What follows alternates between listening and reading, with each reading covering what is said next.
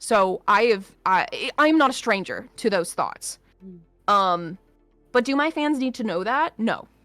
They don't need to know every time that I'm having those thoughts. But if there's a difference between talking about mental health and just using your viewers as a spank bank for your negativity. Exactly. And that's for your negativity. No, it's exactly that's exactly what I'm trying to get to. That's the best way to put it. It's just you can communicate that, hey, I'm really struggling, that I need a break, or hey, like, I appreciate you guys, but I'm struggling, and leave it at that. But if you keep it going and going and going and going like that, it's not good for anybody, not good for your own mental health, not good for your fans.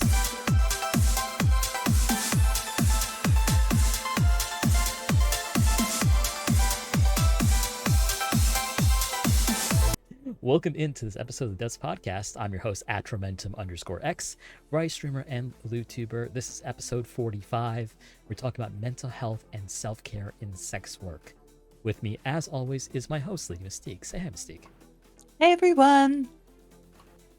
Yeah, we are joined by a lovely cast of characters today. And we figured that this would be a good topic given the holidays are around. Today is December 20th. So we're 5 days from Christmas, 10 days from New Year's. It's a time that people experience feelings of anxiety, loneliness, and so on. Sometimes more so if you are in sex work. So we'd love to hear from our lovely panelists about that today.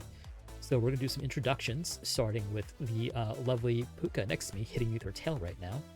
KumBomb. I'm just so happy to see you. I'm happy to see you. Thank you. Yes, hi. I'm KB, also known as Camilla Bombette. I'm a professional, not safe for voice actress. I've been in the business of VTubing for the past 2 years, so I'm kind of newish to this all. But yeah, I post on the Spicy Blue site, and yeah, I've been in this kind of sense of spicy content creation for a long, long time. I'm not a newbie. I have seen the dawn of time since pretty much when the boom of everything happened, with COVID and stuff. But yeah, so just yeah, that's kind of it for me. I'm very boring. Absolutely not. KB is making a return to the podcast after the Gumroad episode, in which we talk about these platforms taking down NSFW content and creators. KB creates on a lot of platforms and is also a voice actress in some games that you may have played, including Beatbanger. Which I personally played. She is the voice of Zoe from Beatbanger. Is she your favorite? A little bit, yeah. I also played the sheep, Donna the sheep, from the Did recent you? installment. All from the recent installment, so that's also me. All of the sexiest characters. Can we just all agree with that, chat? Oh my god, stop it. I'm gonna kiss you. Stop it. Come on, come backstage. Let's fucking go. Wait, what? Oh, what? Huh? Oh, after. All right. Stop. All right, before it gets even hotter and heavier here, let's hear from Babydoll Starlit. 90s style, like film cut into reality star. Hi, hello, I'm Charlotte. I am a content creator that focuses on not safe for work content. Primarily, I do voice work and animation, and I'm a big dork that streams, and I take my booba out sometimes. Yeah. Thank you so much, Starlit. This episode was partially conceived by Starlit, who suggested that we do talk about mental health. And Starlit is hoping to do more of the same going forward. Next up, yeah, absolutely. Next up, making a return to the podcast is Ruin. Hi folks. I'm Ruinous Inferno. Been a VTuber for a bit, lewdtuber for a bit. I think it's technically going on 4 years, but it's been on and off. Also a psych major and very passionate about mental health and folks taking care of their mental health and doing all they can, preventative measures and reactive measures. So I'm excited to chit chat about this topic with everyone. I did not know you were a psych major, actually. It's very interesting. Yep. The bachelor's in psych, minor in business. Oh, really? Very much looking forward to hearing what you've got to say about that.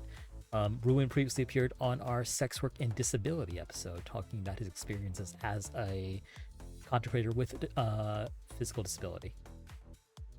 This is actually his third time on the podcast because he was on the Right. Polly episode as well. Poly episode too. Yes, that's Yep. correct. Oh, that sounds like such a fun episode. It definitely- was. Say It that? was so good. definitely will be, It was. It was revisiting fun. that one, actually. Oh, hell yeah. Yeah. Probably the new year. I do not have an episode lined up for the new year yet, but I think that's one that would be ripe to revisit. Especially since like the VTuber polyamorous dynamics have changed dramatically since then. Mm-hmm. But we can Oh, talk have about that they? soon, though. Have they? Shall we What? talk about that, Chan? What? Huh? This I dude- perceived it as changing it quite a bit. Like we were in the era of like wife this, wife that, with like male VTubers with like 7 wives, and like everyone's kind of taking it underground now. I've noticed. Oh right, that was a weird time. Like I Yeah. wasn't an established VTuber yet, so I was kind of watching from like afar. Like Yeah. the hell's going on over there? Yeah. The wild west. The wild of west of VTuber. polyamorous. What was it like VTuber prom and stuff? I remember VTuber that. Oh, prom, yeah. Yep. Yeah, I was like, huh? What is going on? That was before my time. But Before my we time get too. too don't much worry. down the VTuber rabbit hole, why don't we hear from our co-host, Lady Mystique? Hey everyone, I'm Lady Mystique, aka Has Atra Got a New Pink Bint? No, it's still me. You can't get rid of me. I am a variety streamer here on Twitch and a lewdtuber over on Fansly.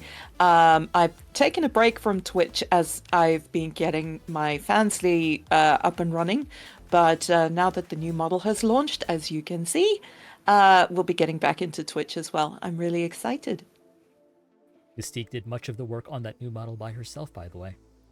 Oh yeah, looking gorgeous. Thank you. This is the first time I've actually used it, like, properly. So Yes, the soft launch, I guess, soft debut. Ooh. yeah, When's the So hard you- launch? you're getting my first Atra.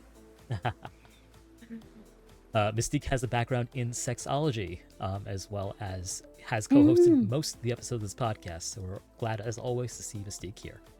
Yes, my degrees are in linguistics and psychology, with minors in literature, and a special interest in sexology. Absolutely. You could say that Mystique's a bit of a cunning linguist. And a master debater. Yes, of Oh course. my god. Alright, I'm leaving. Bye, chat. You stay. Mods yeah. lock the doors. Right. But speaking of Mystique, so we're gonna be, this will be a very wide-ranging episode about mental health, including many of the things that are spoken about mental health, about sex workers as well. So, chat, there is a link up top in the pinned that you can ask questions anonymously that you may have. And in addition to that, we do have prepared questions as well. But to start us off, I want to talk about the damaged goods hypothesis. This is the widely held perception that sex work and people who engage in sex work are damaged. Mystique, if you could give us a bit of an exposition about that. Sure. I like that. Speaking of Mystique, damaged goods. No. No, I know. Take it away. Fucking own it, man. Yeah, like, yeah. So the damaged goods hypothesis deals with two concepts. Firstly, that those who have undergone either sexual trauma or some kind of emotional or physical abuse are in fact quote unquote damaged goods. And it's something that I believed way back in the day as well. Like, it's something that I would like confess to boyfriends before we started dating, just in case they didn't want to deal with it. And the hypothesis is that the people who engage in sex work, be it prostitution, stripping, any kind of sex work, are majority damaged goods or people who have parental issues, etc. And the study actually found that there is no such thing, and that people who are quote unquote damaged goods, as defined by the study, are not represented any more or less than they are in regular society. So yeah, the idea that people become sex workers because of some kind of sexual trauma or daddy issues or whatever is completely erroneous. Thank you, Mystique. So I do want to turn it over to our panelists. So, guys, has anyone ever implied or said this to you? about your journey into sex work or your subsequent journey? I guess like either before getting into this or after it. Like, has anyone ever like said this to you? I guess. Go ahead. Oh, I was just gonna say, for me, I met my husband doing sex work. That's what's funny. Is literally like my partners I've met through this venture. So I have been told it myself, where people have told me that like, oh my gosh, you're never gonna, and I'm like, I laugh at them because I'm like, hello. But yeah, no, having that said to me definitely does like hurt, because I do worry about like, oh, what if it all goes away or this or like that about my partners or something like that. God forbid, like something were to happen to them. Like I would never want to think about that, but it does linger in the back of my mind if I ever were to have to start over. Like, yeah, people are gonna hold that like above my head, because there is this weird dynamic where a lot of people like to consume said content and love to like support it, but then the moment that it comes into their own personal lives, like with a partner, it's a no-go. But it's so weird where it's just they use a service and then look down on the people providing it. Yes. Exactly. And it's just like, no, but I don't want to love you, but I can support you from this way and I can like you from this way. And it's like, but that doesn't make sense. Like if you're already down to clown with like supporting like models and stuff like that, why couldn't you support your own partner doing a venture that's, you know, could be sexually healing for them, that could be, you know, sexually gratifying and, you know, like helping them like with their confidence and this and that, and just helping them as a person and, you know, realizing that they're beautiful and this and that. Because that's the reason I started doing like IRL stuff, was to try to help my self-confidence. So yeah, I definitely, I think that whole fallacy is just crazy and just insane, because people are always going to, someone's always going to like you, and you're not damaged goods, like as much as other people think you are. Like it you will find your person, and if you take your time and this and that, they'll accept you for whatever you do and whoever you are, the right person. Right. Yeah. Absolutely. I agree. From my end, I've had people set it down as a hard limit.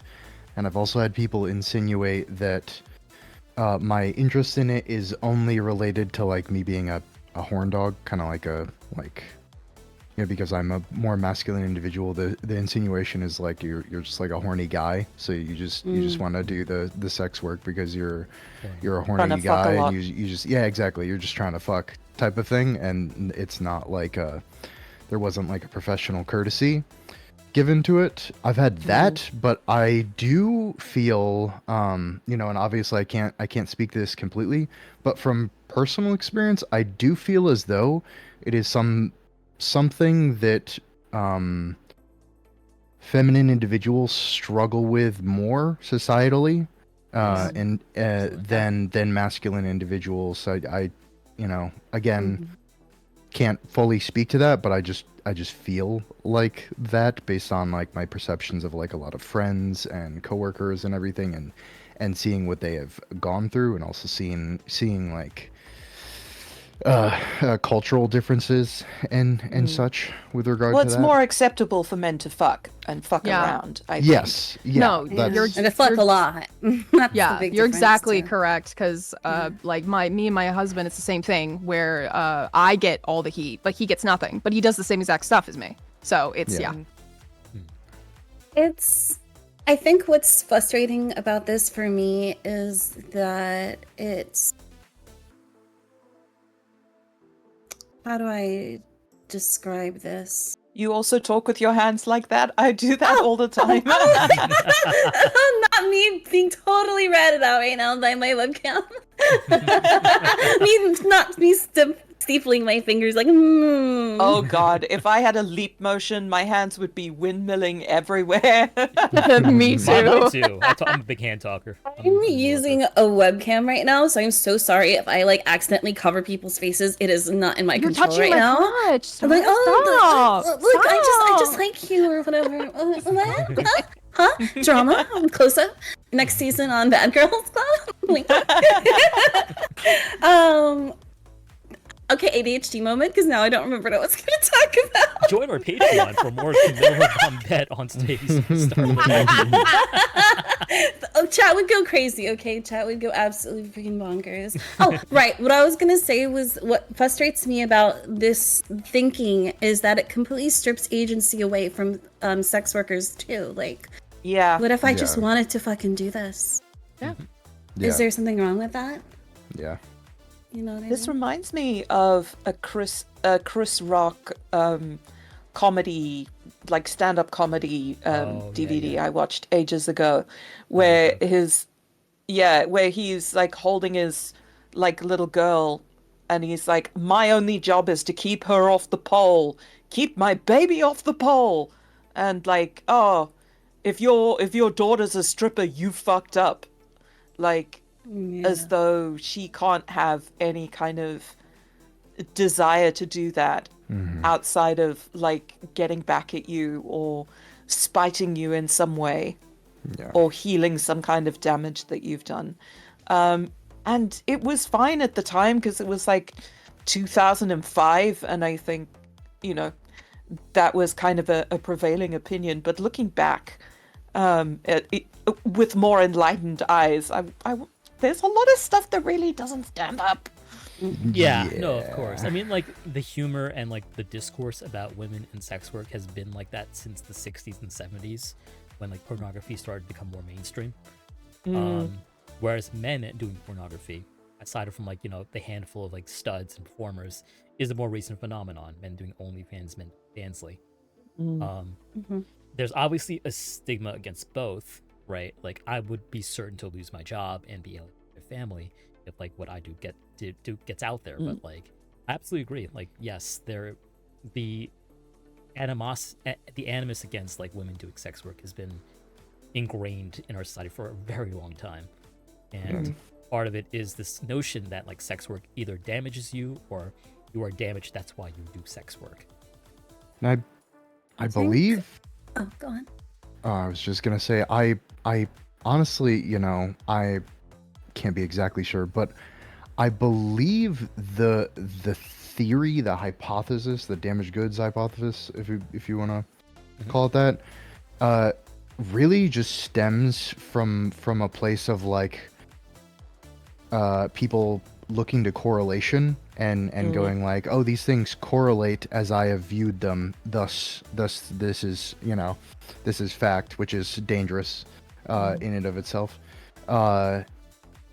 Insecurity and people's like just personal experiences that they've had guiding their minds to think like, again, stuff's facts, and whenever people go down that route, it just tends to be bad regardless of the topic. Right. I mean, that's where we get people forming stereotypes about groups of people is those drives right there. That way tiki torches lie.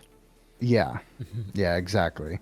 So I feel the basics of it can kind of be fixed with people educating themselves a bit more, but the problem about that is often just getting them to do that in the first place. But, It's getting worse too. I saw a clip today of like I a agree. partnered streamer harassing another streamer. By like, Yeah. it's the thing they do where they pull up like their stream and like make fun of them. Yeah. Oh, I I hate fucking hate that. those. That's such a disgusting behavior. And like the guy's chat went into this girl's chat like, oh, does she do OF? Where's the OF link? Where's the OnlyFans link? Yeah. She does not, by the way. Like, but like it's like this prevailing like thing that people have got in their heads now. If you are like, a Twitch streamer, a content creator, a quote unquote e-girl or a cosplayer, that you must also be like doing sex work. It's gotten worse, I think, in the time like I've been like active in like spaces. Is that all these young boys think this way? Yeah. Unfortunately, I think, you know, the internet and the global village, it's wonderful for connecting people, and, you know, especially during COVID, allowed us to maintain human connection through years of quarantine. But at the same time, it has made spaces where people can become more radicalized, more widely available. And with dipshits like Elon Musk allowing a lot of this sort of behavior, either as a matter of course or encouraging it as a driver of traffic to his various money-making ventures. I think that radicalization, particularly of younger people, and the spread of misinformation is a big problem, and it does a lot. It does a lot to affect the mental health of sex workers, and we have very little protection, either legally or, just as far as public sympathy goes, the court of public opinion. Oh yeah, people have absolutely no sympathy for you. Like, Yeah. we've talked They're about like, this "Oh, previously, but like, these OnlyFans girls are buying their 75th Lamborghini, and right. I work 98 hours a day, like slaving Okay. away barefoot in the Sounds like a skill factory, and issue. Like, Right. I work six. There I get was $6 an hour. a freaking It's like not true. fantastic like post about this. It's like men can absolutely make money on OnlyFans and fans. yeah, you absolutely can. They're willing I- to do what female sex workers do, which is Uh-huh. make content for people Oh, no, they're attracted absolutely. to, Yeah. aka gay for pay. Yes, literally. If you just like you hone into your market and you find your niche, you'll flourish. You'll flourish. But that's the thing is like, it's either they don't want to try or they just think that well, because you're a woman, it's easy. It's like Right, no. It's Yeah. yeah. It's there's easier the- to think about that than to come to terms with the fact that they just aren't as successful. They don't want to put in That's that just- effort because for Yeah. women, for at least us, I feel it's actually harder in the way of it is such a saturated market It's very that competitive. it's so competitive. Yet you have to do something so like to stand out. You really have to make your brand. You really have to establish yourself Oh, to yeah. really stand out. And I hate that fallacy that because you're a woman, it's easy. It's like Oh yeah. No, you are it's not. absolutely correct. You're absolutely correct. And in the current market as it is, I would say that men have an advantage in starting out and making money in like, Fansly, OnlyFans, whatever, other things. In the current market, I would say you have an advantage as a masculine individual because you have less competition. Find Just your straight up. niche. And just also, like if you can keep it in your pants and not be a complete like Yes. don't be a sex asshole. pest. Yeah, Yeah. looking at you, other agencies. Yeah. you will be in demand by other So sex easy. workers, particularly easy. women, as who are looking for a safe dick. It's so easy. Just don't be a pest. It's so easy. So easy, They and yet they fail so often. I love Yeah. that term, safety. Okay, that actually brings up a good point, is that something that I get a lot of enjoyment out of when it comes to being in this line of work is that I do feel like I help create a safer place to figure out those intimate feelings for a lot of people that are not necessarily as adept at these kind of social interactions. Like it might be one of their first, and they might have complicated feelings about their age or anything like that. And I feel like that's something that is so often overlooked, but is such an epidemic right now. I feel like Also, like something I've come across here and there, and maybe it's just because I'm sort of a very like nurturing kind of quote unquote mommy dom kind of figure, is people feeling as though using the services of a sex worker, particularly a virtual sex worker, is losing in some way. Like that they are diminished either as someone who is sexually attractive, someone who is able to sort of quote unquote score, I'm doing too much quote unquotes, score sexually, and that it's a sort of it's a consolation prize rather than a service that you're purchasing for yourself, like something nice for yourself that you get to keep.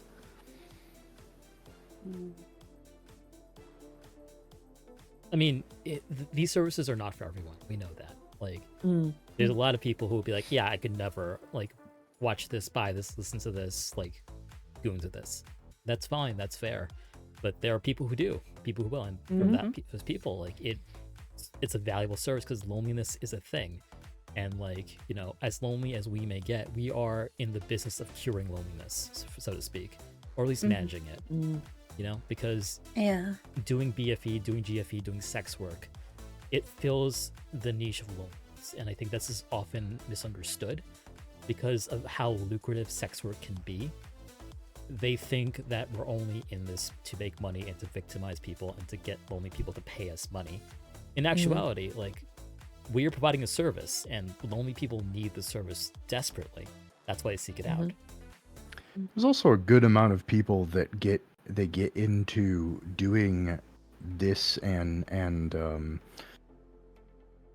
tangential types of fields because they themselves experience like loneliness or experience like the lack of what the service provides. Like, I think a lot of people, again, like you were saying, assume it's all the money. So that's what's focused on is like the what, like 1% or 5% of top of these, you know, OnlyFans, Fansly, stuff like that.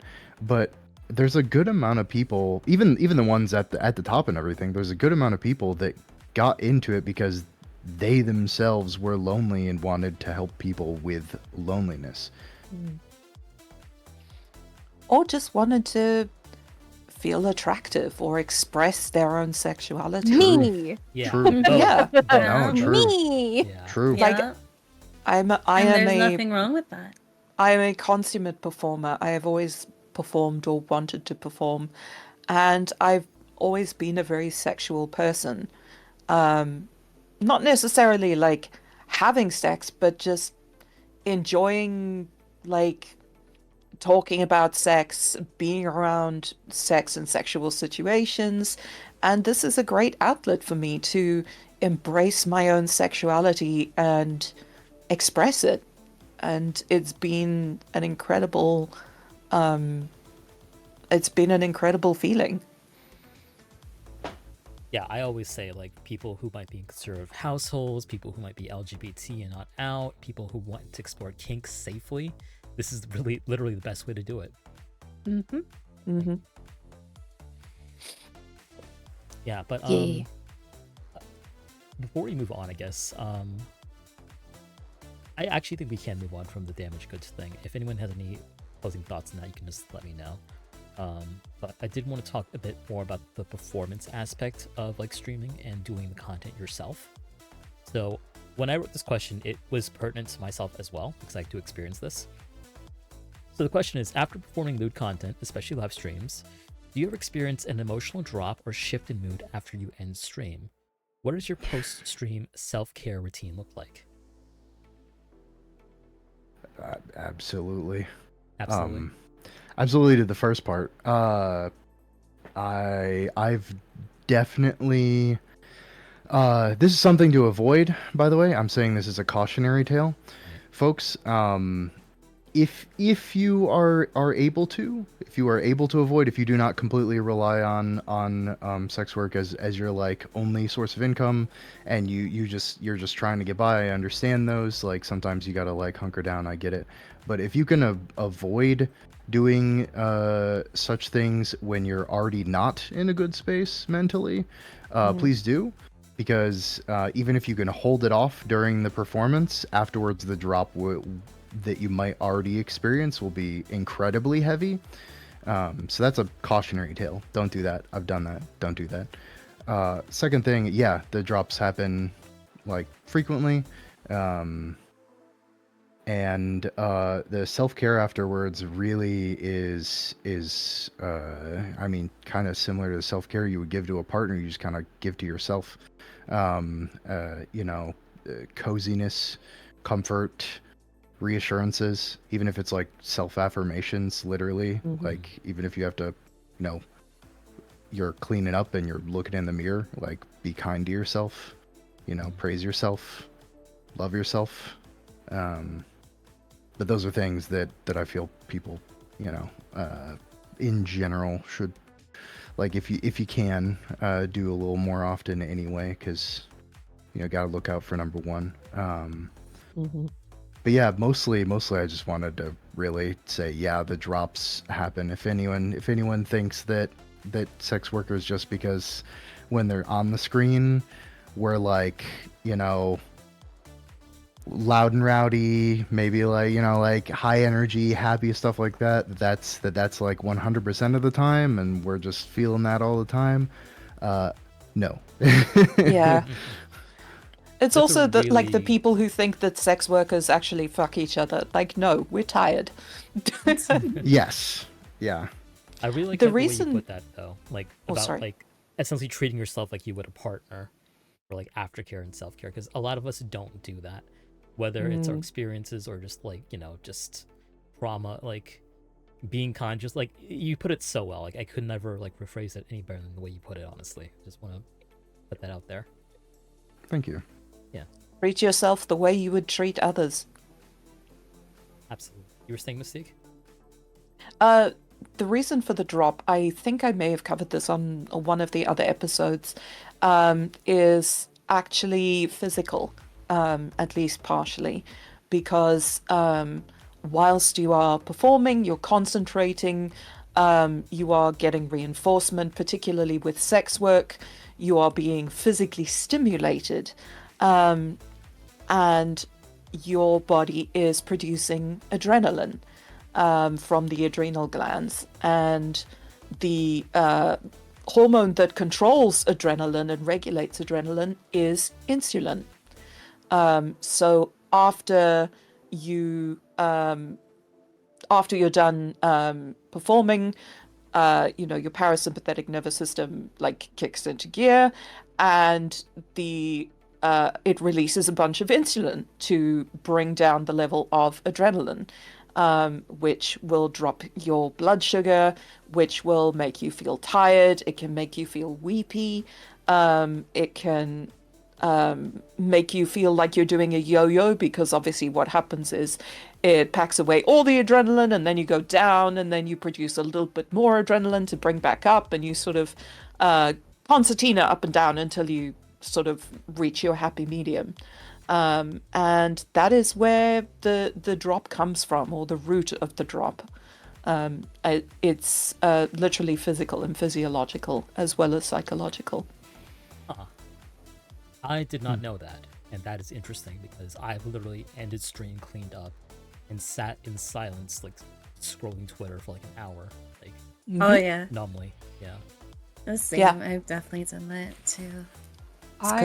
Yeah. Oh, sorry. Oh no, I was just gonna say, I'm gonna be honest. For me, I'm kind of on top of the world, like after a stream. For me, like, I think it's like, for the way that I take it, is I guess because I already have hormonal problems. Like I have really bad. I have a hypothyroidism, like really bad. My hormones are already like all over the place. So when I'm doing like an extreme show or stuff like that, keeping up her performance, afterwards, when I'm like gratified that I'm doing a good job, it's kind of like a live, you're doing a good job. It's kind of, that's the way that I take it, is like, yeah, I'm doing a good job. I just had a good stream. My fans were happy. You know, like now I can actually like stop worrying about it and like go take a nap. But it doesn't last very long. Like, but there are times when like I have a really bad stream or something like that, where it's like it's not many people come out or this or that. I do get hard on myself. So I think that's where it comes into play for me, is when there's that shift. And when that shift happens, that's when I kind of get that like feeling. Yeah. But that's just for me. But I have definitely heard like the whole, I think it's more so for me when I'm doing IRL content. I can feel that like after I'm done with it, I'm like, I'm not feeling too good. Yeah. And it doesn't necessarily have to be like feeling bad. It could just be like being really tired. Yeah. Oh Yeah. yeah, And I'm needing so to rest. tired. I'm Yeah. so tired after it. But that's, I've always just chopped it down to like my thyroid, because I have really bad brain fog after I overexert myself for a long time. It Same changed the bestie. game for me when I learned that like the physical exhaustion that you feel, like it's not like it's just made up. It's like literally your brain is exerting so much effort just to keep your stress levels like at a normal level, that it takes that much extra energy, and that's why you're often tired, because you're not just fighting a physical game, you're fighting a mental one, you know. Yeah. But I agree, like, streaming is the best part of it for me as well. That's when I'm happiest, and I just feel like everything's good. The worst that can happen is usually, like you said, like when a bad day happens, people either don't show up or you just don't make anything at all. And so for me, that often makes me immediately, it like triggers my anxiety personally. Like, I want to Same. mention everything. I will mention right here that anything I mention that is a disorder is diagnosed. I'm not just saying things to say them. Like, Oh yeah. I want to make that clear that this is diagnosed. Same. Yeah. Yeah, we're the crazy ones. No. So yeah, no,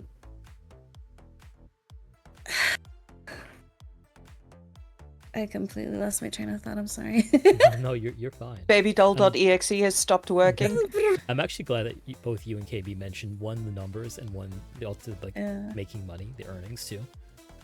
We will delve into it a bit more later on, because I do want to talk about that, like, because this is such a numbers focused game, like this industry here.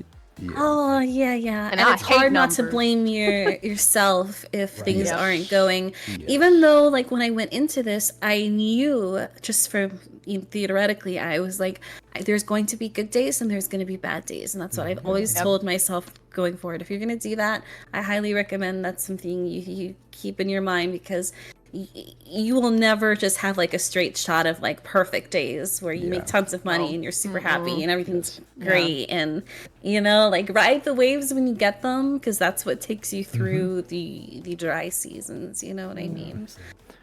Unfortunately, this is one of those things. I think this is the case for, or I believe this is the case for, streamers that are just on like Twitch or YouTube as well.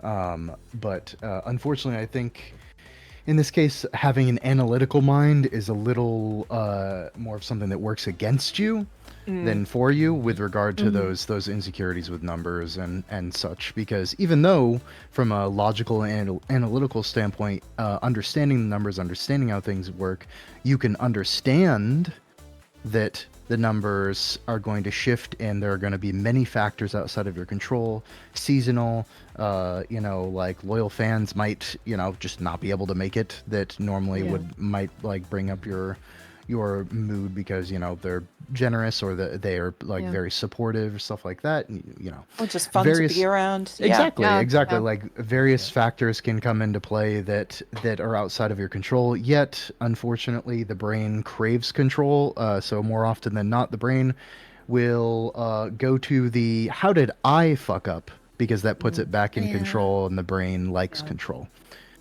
Yeah, it all comes back to the good breast and the bad breast. Like, I think it was Skinner. I'm not sure. Don't Wait, quote me on what? that. Basically, it refers to our tendency from breast like self. infancy. Yeah, that's me. Or it's KB as well. But it refers to the human tendency, even from infancy, to internalize bad things, because it helps us deal with the existential horror of the fact that we cannot control the world, and sometimes horrible shit just happens, and there is nothing we can do about it. And basically, when you're a kid, when you're an infant, you think about everything in terms of the breast. The breast is the provider of milk and sustenance and life and snuggles you, etc. So there is the good breast and there is the bad breast, and you internalize the bad breast, so that you can feel as though you've got a sense of control, and that you can learn from whatever happens so it doesn't happen again. This particularly happens with regards to sort of sexual violence or any kind of abuse, you will find that the reason that prolonged abuse occurs is that people internalize the reason for the abuse to try and sort of maintain that control instead of like the being able to face the truth, not logically, but like deep down, that bad shit is happening and it's not your fault and there's nothing you can do about it. Yeah. I'm explaining that very badly, but I hope that made sense. No, I think I don't that think it was that made poor. sense. No. Yeah. No, yeah, that made sense. And also, to touch on top of the psychological psychologist, it also sounds like Eric Erickson's stage theory of like psychological development, which is like through your lifespan of how you like handle, you know, certain things, like going through childhood and this and that and associating this and that with this. And it kind of goes into that whole thing like, oh, you know, like just having that kind of notion like set in place that this is what this is, and you know, like, oh, if you keep getting hurt, you know, you're going to think that, oh, well, I deserve to get hurt or this or that, or they, you know, it just continues on and on and on. So yeah, so and you were definitely right about it being Skinner, I believe. Thank you. Yeah, I you were was sure definitely it was right. Skinner, but I was like, am I really though? No, you're exactly correct. Yeah, because he was for the whole thing for behaviorism. The stages of development. Yep, the stages of development for behaviorism, reinforcement, punishment, conditioning processes. Yeah. So, yeah. I fucking love having smart people on this podcast. I had to do a lot of psychology because I'm doing my PhD in thanatology, so the study of death. So I have to do a lot of psychology, just from a childhood, adulthood to old age, of like how people like, you know, going through life and like at the end of life, essentially. So That is fascinating. that's my what I do outside of doing this stuff. Outside of Monica. I'm looking forward to the day I get to call you Dr. KumBomb. I know, right? I know. Yes. I'm so That is excited. the sickest Marvel villain name. Like, I want to So play you in Marvel Rivals right now. Dr. KumBomb. I am Not the best vegan Spider-Man. Dr. KumBomb. I'm Dr. KumBomb. Here to stop you. Oh my Oh my goodness. god. Mystique did mention something earlier that I don't know. We might touch on it again later, but just in case, I wanted to Yeah, go for it. tap back at that point. The assumption that like sex workers are just like fucking all the time or just fucking each other all the time. I actually found in my personal experience that when I was doing sex work excessively, like I was doing it consistently and constantly, and this could be a me thing, and because I'm demi and stuff like that, it actually drained a lot of my sexual energy, and I found myself near asexual for God, I a feel time that. period because it drained all my want towards sex. So I would do these streams and stuff like that, and then people would think I'm a very sexual person, and then somebody would flirt with me, and I'd just be like, you know, I want to be nice. Because like I know they're just flirting and they're just, you know, like, and it normally would be cool, but I'd just be so drained that I'd be like, anytime anyone initiated anything sexual, I was like, The amount of sex workers that I know that are demisexual or asexual is insane. Like literally they or just have a very low sex drive. Like they seem like they are so eccentric when it comes to sexual stuff, including me. I'm demi, so like I don't just like I'll be like, oh, I have this fantasy of, you know, this and that, but in reality, I would rather stab myself with a fork than, you know, go do a one night stand with someone. And it's just Yes. like, yeah, and it's just most people that do this type of work aren't as eccentric as they come off to be, because either their energy is drained or they're literally like, you know, they're oriented their preference. yep. I don't know if this is everyone else's experience, but for me personally, I found that viewers are generally pretty respectful in my experience. The people I've had a problem with actually have been other creators in the past. I don't know if Yes. anyone else has. Yes, Yes, yes. absolutely. Yeah, And well, they like- automatically assume because they're like, "Oh, you do this, that means that's automatically fine." I'm like, "Wait, what?" No, no. It's almost like sex means different things to every different person, and you should check their boundaries before you try to cross them. Yeah, particularly people who are like lewd-ish but not actual sex workers, because I think there's with sex workers there's like like colleague type relationship a lot of the time, whereas people who are not actual sex workers but have a very sexual energy just assume that because you are a sex worker that they can express that energy towards you however they want. And yeah, that's something I've found. Like the majority of sex workers that I've worked with, the grand majority have been respectful, have just we've talked about boundaries, they've been respected. We've had great sessions where we've like done work and then just hung out and talked about, I don't know, toenail clippings or something. And Not the toenail clippings. I don't know, it was the first thing that popped into my head, 'cause someone in my server found a toenail clipping You're in their suit. dressed. So it just popped into my head. I get what you're trying to say though. Like, I think once you actually make the leap from being like the quote unquote lewdtuber, the lewdsome person, to like actually doing the sex work, your mindset does change quite a bit when it comes to like. And you're also under more of a microscope Oh, absolutely. as far as your actions go. Yeah. Things change dramatically the first time I cummed on stream. Yeah. I remember you didn't for like what, almost 6 months. 6 Yeah. months. Yep. Deprive the world of that? Wow. I know. get outta didn't here. think I'd be. I don't know. I just like because like I think and like I'm not to exceptionalize this, but like as a guy, Yeah. like I didn't really have a lot of role models doing like live streaming, sex work, etc., etc. So like I was on my that's own. fair. I don't like what do guys do? What do guys supposed No, to that's do? fair. Oh That's yeah. that's very fair. All of this is just so it's kind of easy to forget how new all of this really is for sex workers to be in this like virtual avatar space. Yeah. Like when I started on like Chatterbait and like started on Fancy and all that, I had no idea what the hell I was doing. It's not like there were guides at that time. How to be a lewdtuber, go to these sites, do these things, like I had to piece it all together from what I was seeing IRL streamers doing versus the people who are at the frontier of things, Project Melody, like the people who are really And what people popular like, and too. pushing things. Yeah. True.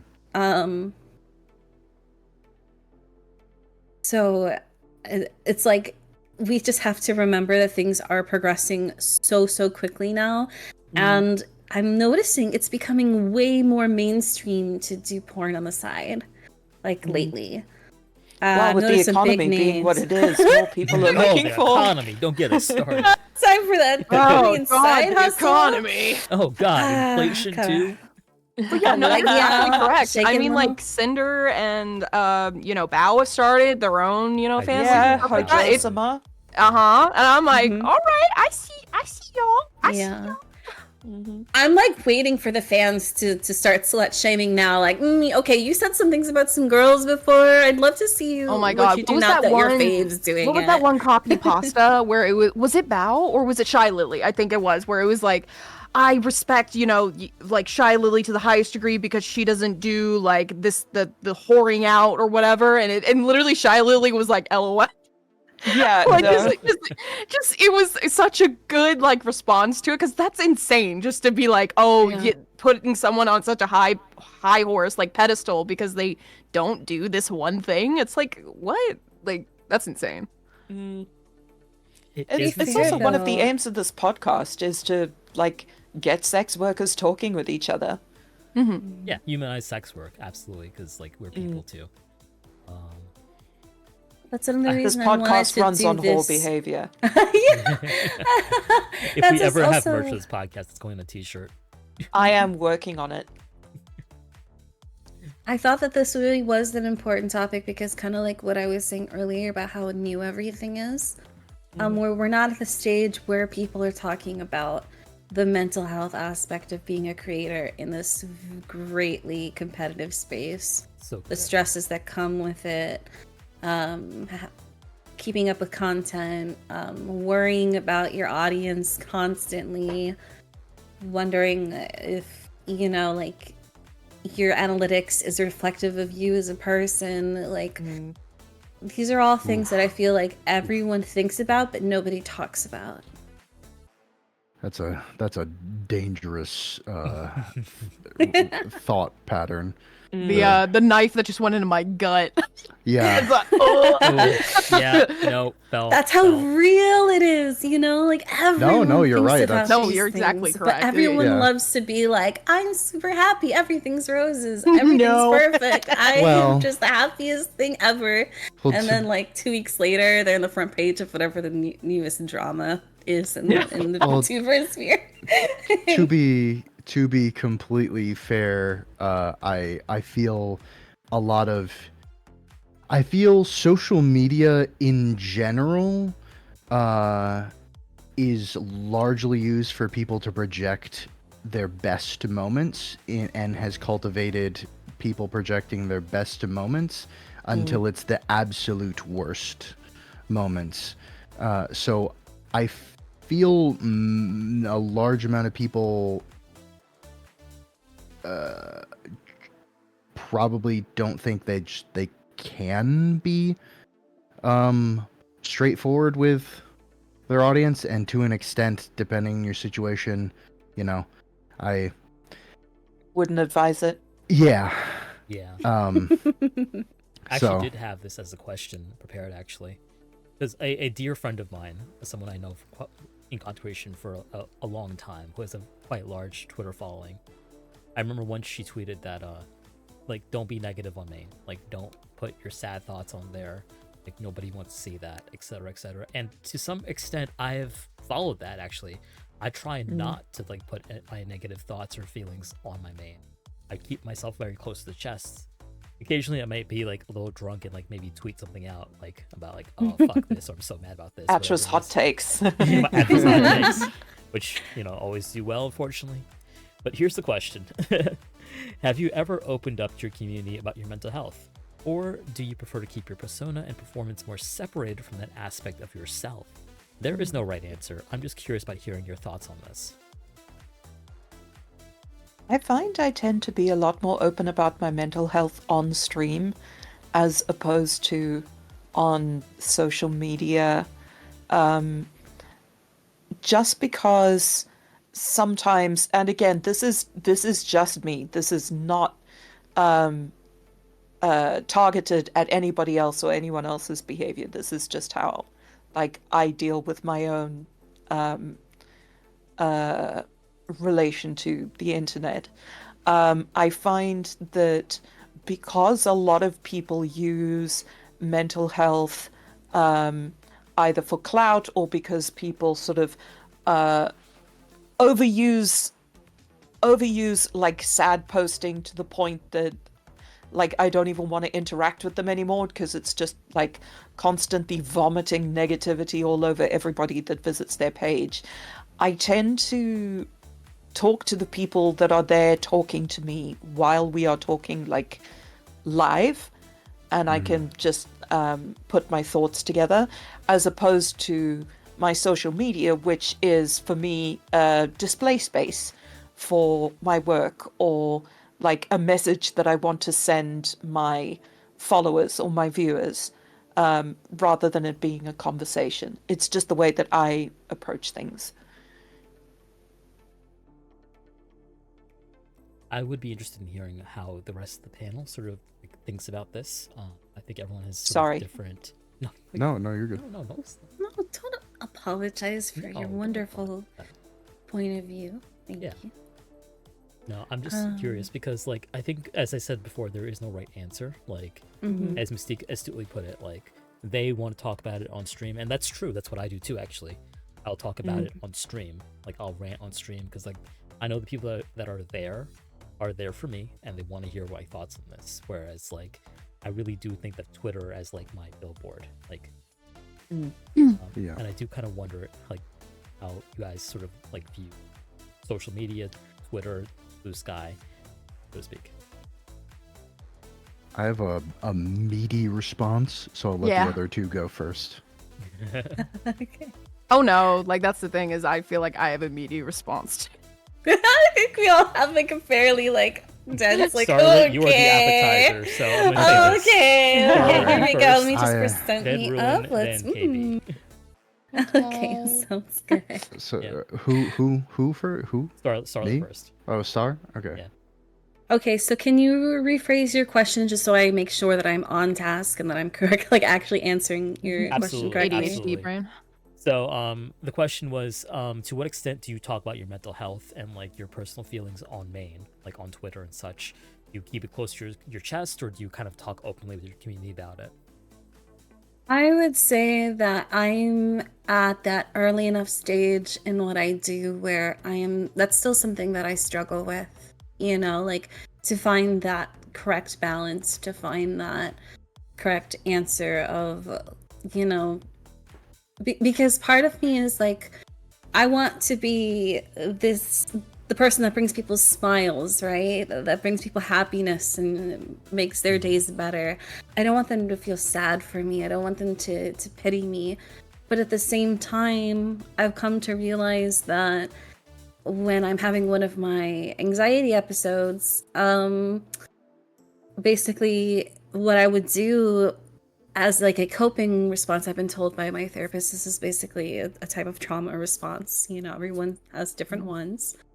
But I would tend to self-isolate. And and just like crawl under my little rock and disappear. And to me, I'm saving people grief by like not putting my troubles on them. But it's hard not to realize that from their perspective, they have no idea why you did that. Right? So it took me a while to figure out that this could actually be more hurtful because then they can come to their own conclusions about why, for example, I'm not speaking to them or I'm not streaming or I'm not doing something. So it's been something that I've been personally still trying to find a balance of, because I want to be as authentic and honest with my community as I possibly can. But at the same time, not to such a degree that it no longer becomes a space that is enjoyable. That really is such a difficult That's so balance. real. to I try. feel that Striking the acutely. balance is so hard. No, it's incredibly difficult. I find that especially as like LewdCon creators, we tend to attract an audience that of nurturers, people who want to take care of you, people who like really care about you. And I would never want to make my mental health or like my feelings be someone else's burden, so to speak. Like I can like delve into so many like childhood whatever that like led me to be to that point, but like I'm fearful of like saying like, well, today I'm sad because it's gonna trigger so many DMs and like comments and messages, Yes. and I'm like, Oh, I yeah. don't want to make that anybody's problem. Tomorrow I'll be okay. Like I have lived 35 years like coping with my own traumas and whatever. Like you don't have to solve it for me, and like that's why you don't need to know about it, so to speak. Also, social media, it is far more likely to escape containment, whereas for me, being on stream, it tends to stay within my community. Yes. Yeah, there's been so many cases here, people's like vulnerable thoughts or unfiltered thoughts, like escaping containment and getting absolutely out of control. Ruin, why don't you go ahead and have your go ahead. So, from a general standpoint, I have gotten to a point where I try to keep that away for the most part.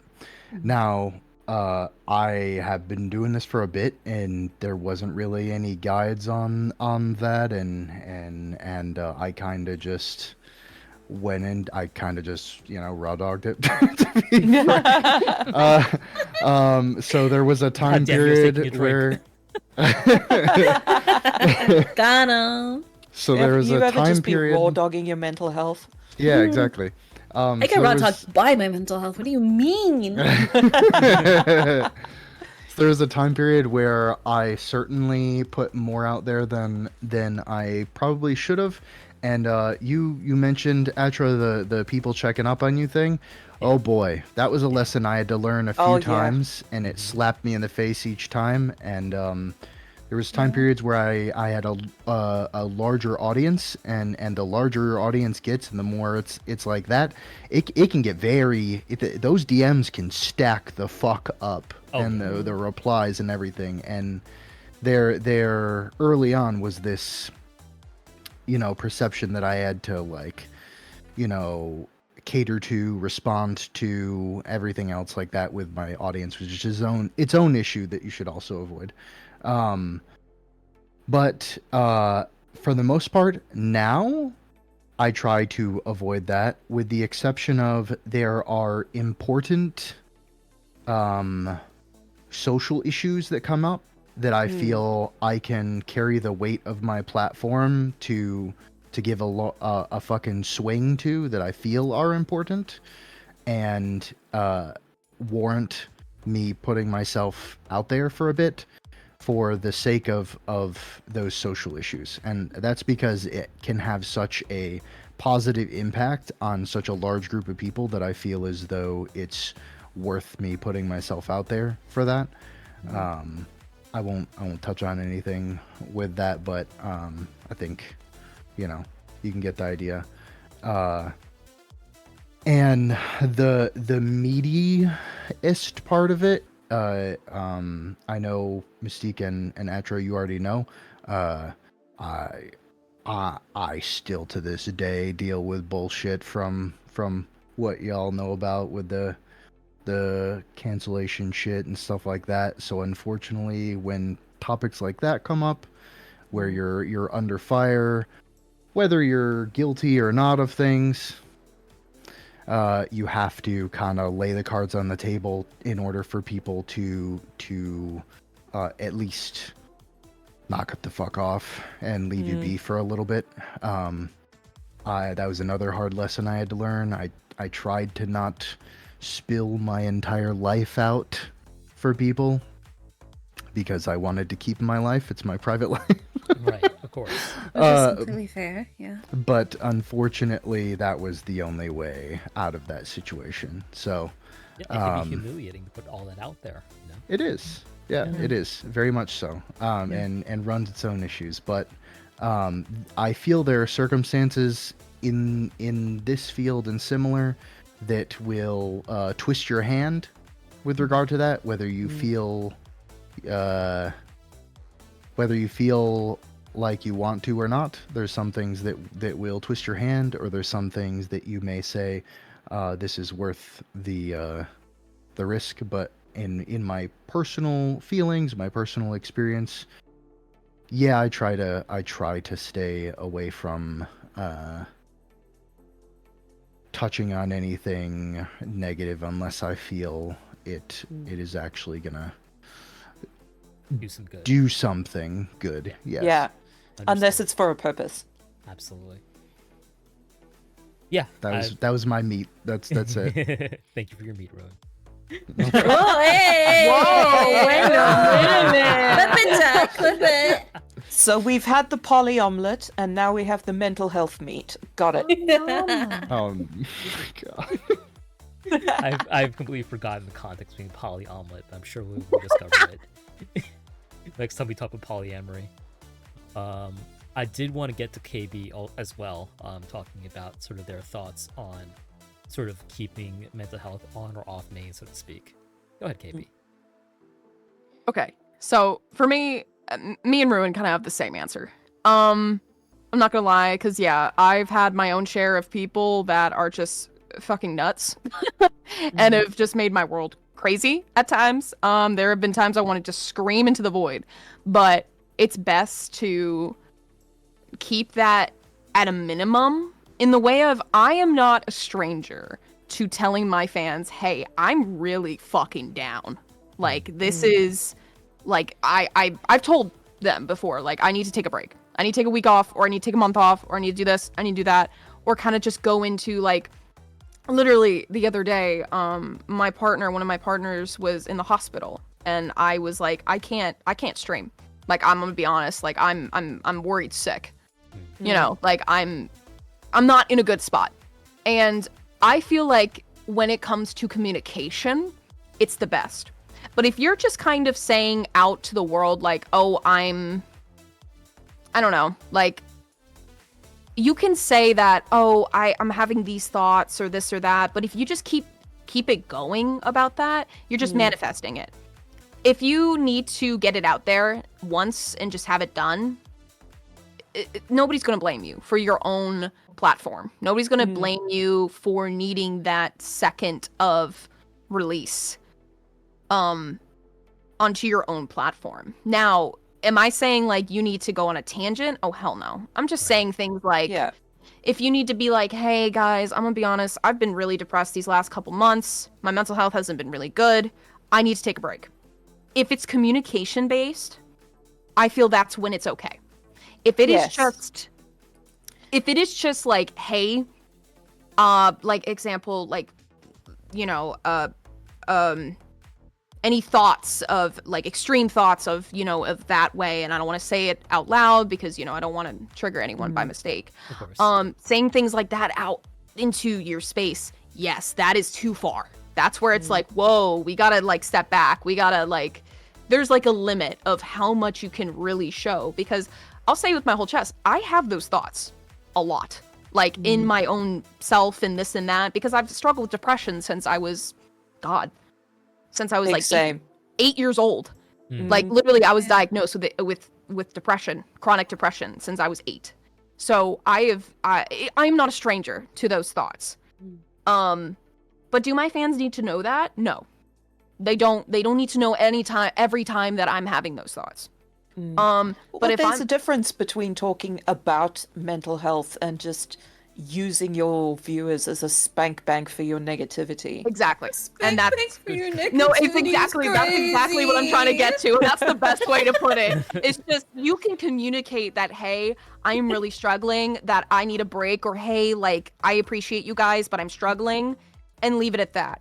But if you keep it going and going and going and going like that, it's not good for anybody, not good for your own mental health, not good for your fans, because I try to be as transparent as possible to be like, hey, because that's the whole thing, is your fans want to relate to you.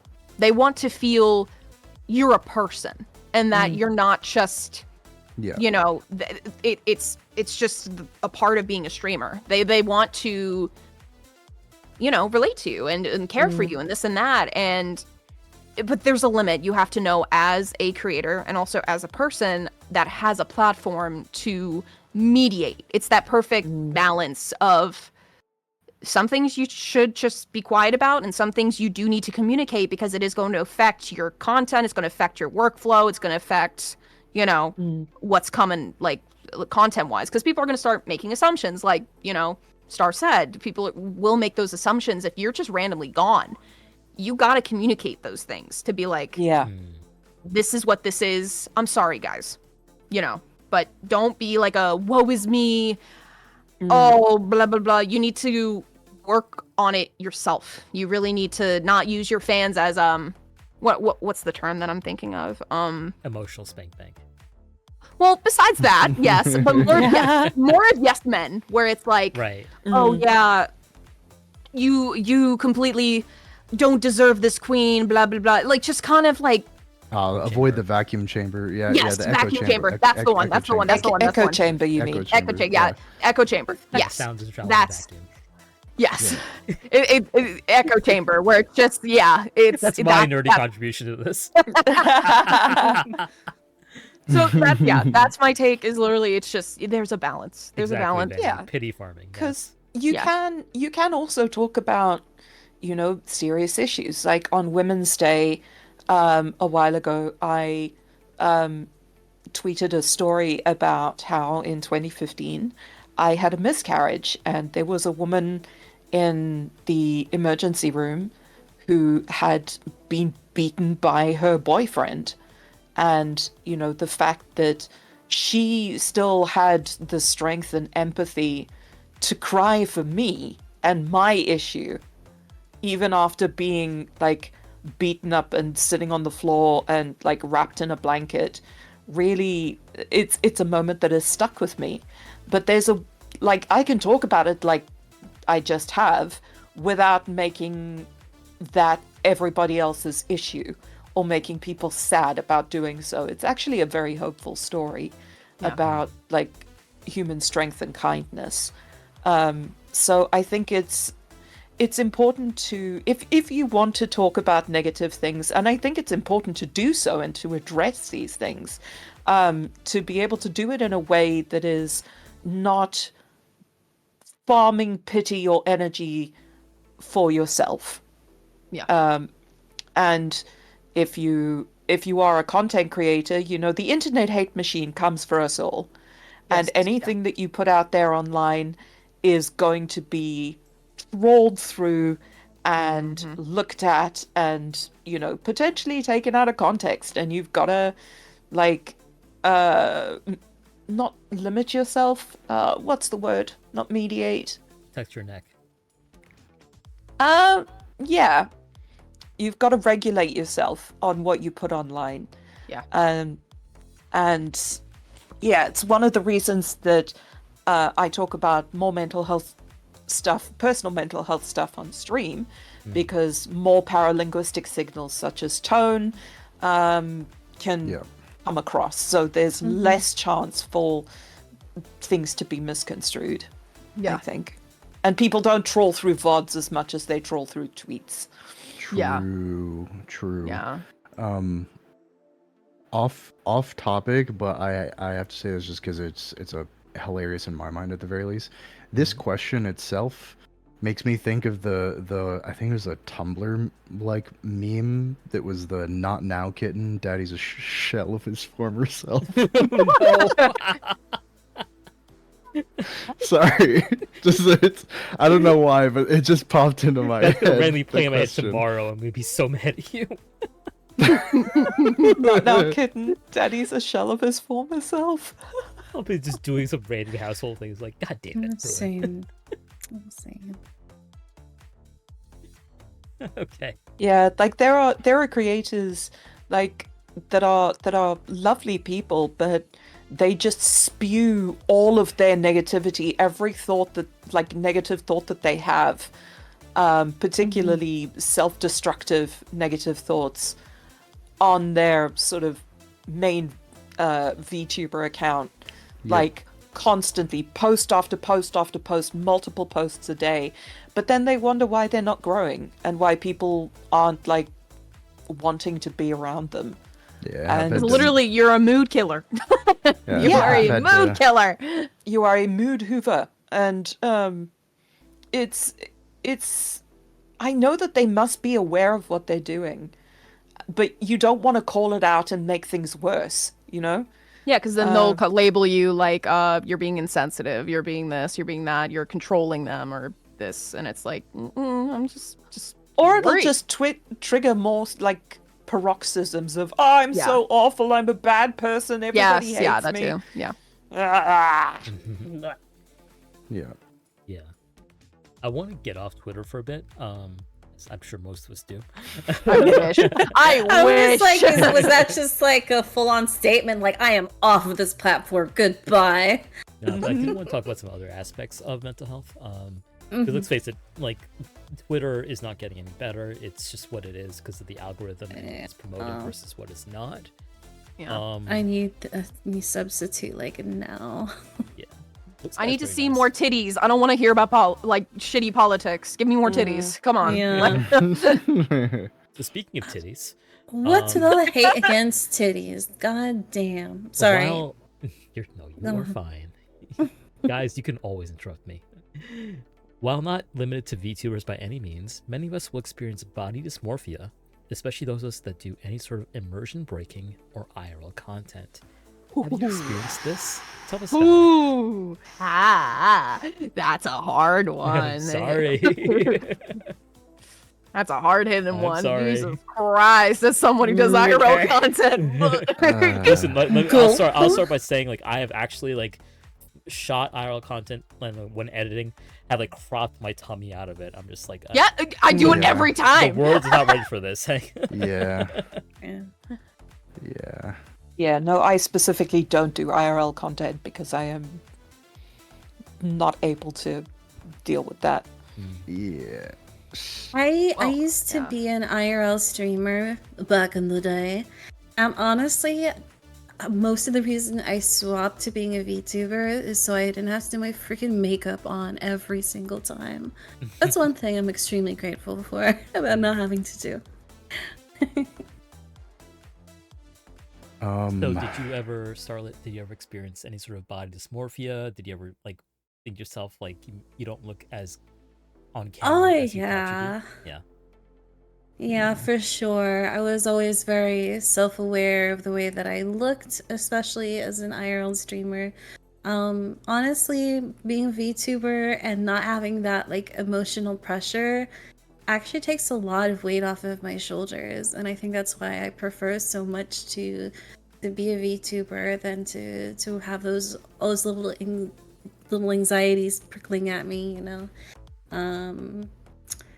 And yeah, it's just so much easier to have my personality shine through instead, I feel like. Well, I guess for me, because this is such a hard-hitting question, I literally like I completely understand what you're saying, Atra. Like literally, the reason that I made my VTuber model, my character, actually bigger than my IRL self is to try to help and be like, look, people think my VTuber model is hot, meaning if I'm smaller than her, I have a lot of weight issues. If I'm smaller than her, meaning people will like me too. So it was kind of a way for me to be like, look, see to myself. And even though then people like love my character and this and that, I still hate like how my body looks like just normally naturally, because count how many times KB talks about her thyroid, but I have thyroid issues, so I have weight problems. And it's a really big problem since I was young. I've never been skinny. The only time I was skinny is when I had a year or two where I was diagnosed with anorexia. I literally had an eating disorder. Yeah. And I was killing Bulimia myself. kid here. Yeah, I was killing myself in high school. It was early high school. And that's when finally boys were like paying attention to me and this and that, because I was like 130, 40 pounds, something like that. But it wasn't healthy. Literally the moment that I started eating normally again, boom, all the weight back. All the weight went back on. Yep. And so I had to accept it, because I was like, if I keep going back to the way that I was originally doing things, I'm just gonna I'm gonna die. So Yeah, you're gonna hurt I have yourself. to. Self-harm. I'm going to hurt myself. So I've struggled a lot when it comes to my weight, Too because sexy. Sorry, I couldn't resist no. the meme. I'm sorry. oh, you're fine. I was just like, oh shit, did I speak over you? My bad. But yeah, because a lot of times when I've posted my IRL stuff, I've gotten comments like on my my sites where it's like they called me fat. They've called me big. They've called me like, they've literally attacked my weight. They've attacked how I look, and they literally are like, oh my gosh, you're such a fat ass. Like, oh my god, nobody will like your content. You're so fat, lose weight, fatty, this and that. And I get that all the time, and people don't realize that. And I try to be as like loving to myself and try to like put myself out there to be like, hey, look, people think you're attractive. And there's going to be people that don't think you're attractive and are going to be spiteful and mean and vicious and this and that. But I can't listen to those people. I need to realize, like, literally, I have people tell me all the time. My friends literally kind of slap me with reality. They're like, last time I checked, you have a husband and a boyfriend. You have two partners. Most people can't get one. And I'm like, damn, when you put it like that, fuck. Now I feel like a dick. Now I feel like a dick. But anyway. Taking all of them from us. So it's kind of like a slap of reality, but at the same time, I really still do struggle where I want to cover up my body. I literally struggle making IRL content. I would be like pumping it out so fast if I just didn't have body issues. If I didn't look in the camera and cry every time like I do, Mm. I would be making so much more content. But I do cry. I do. Yeah. I will be vulnerable about that. Anytime I look back at my content and my stomach is like, you know, protruding or this or that, I cry. I literally go, ew, to myself. And I hate it so much. But then my partners come in and they're like, honey, they're gonna love it. Don't worry. And so I literally sometimes just upload things and I don't even watch it again. I literally can't watch it myself because if I do, I will take it down. I mean, Valid. I relate to that so hard, KB. Like, I was severely bulimic during my teens. And funnily enough, the reason that my parents realized I needed help is because South Africa goes through multiple droughts. And, you know, you can't necessarily flush the loo every time you pee during, like, the height of summer. And I was taking so many, like, diet pills and, like, laxatives and stuff that my urine turned royal blue. Yeah. Oh my shit. god. Yeah. Gatorade? Royal bright blue. Yeah. And that's when my folks realized that I needed help. But, I mean, regular viewers will know that I have quite severe chronic fatigue syndrome. I am largely, like, 90% bedbound. I'm streaming from my bed right now. And I'm on a lot of medications that make me gain weight, like antidepressants and birth control and Me. oh yeah, all sorts of stuff. Stomach. So I am very, very big, and one of the reasons that VTubing has been such a boon for me is that I can express my inner sexuality in a body that I find attractive, so I can be uninhibited. But like if I meet people IRL, I'm always terrified that they're going to be disappointed. Yep. And like you know, I'm going to meet a partner for the first time IRL in a few months, and I am terrified. That's so exciting. I know it's terrifying, but I'm happy for you. Thank you. Gorgeous. Gorgeous. Yeah. But like I am terrified that he's going to like just not want to come near me. Nah. I really highly doubt. I mean, if he's already, you know, been so invested in you, I mean, they'd be stupid not to do something like that. I Well, give that's good head, very but like you real. have to get past all the, all, you know, how I look first. Lady Mystique. Stop it. My, I'm forward of you. I feel you on the hypo, KB. I have Hashimoto's. Yeah. So I'm right there with you.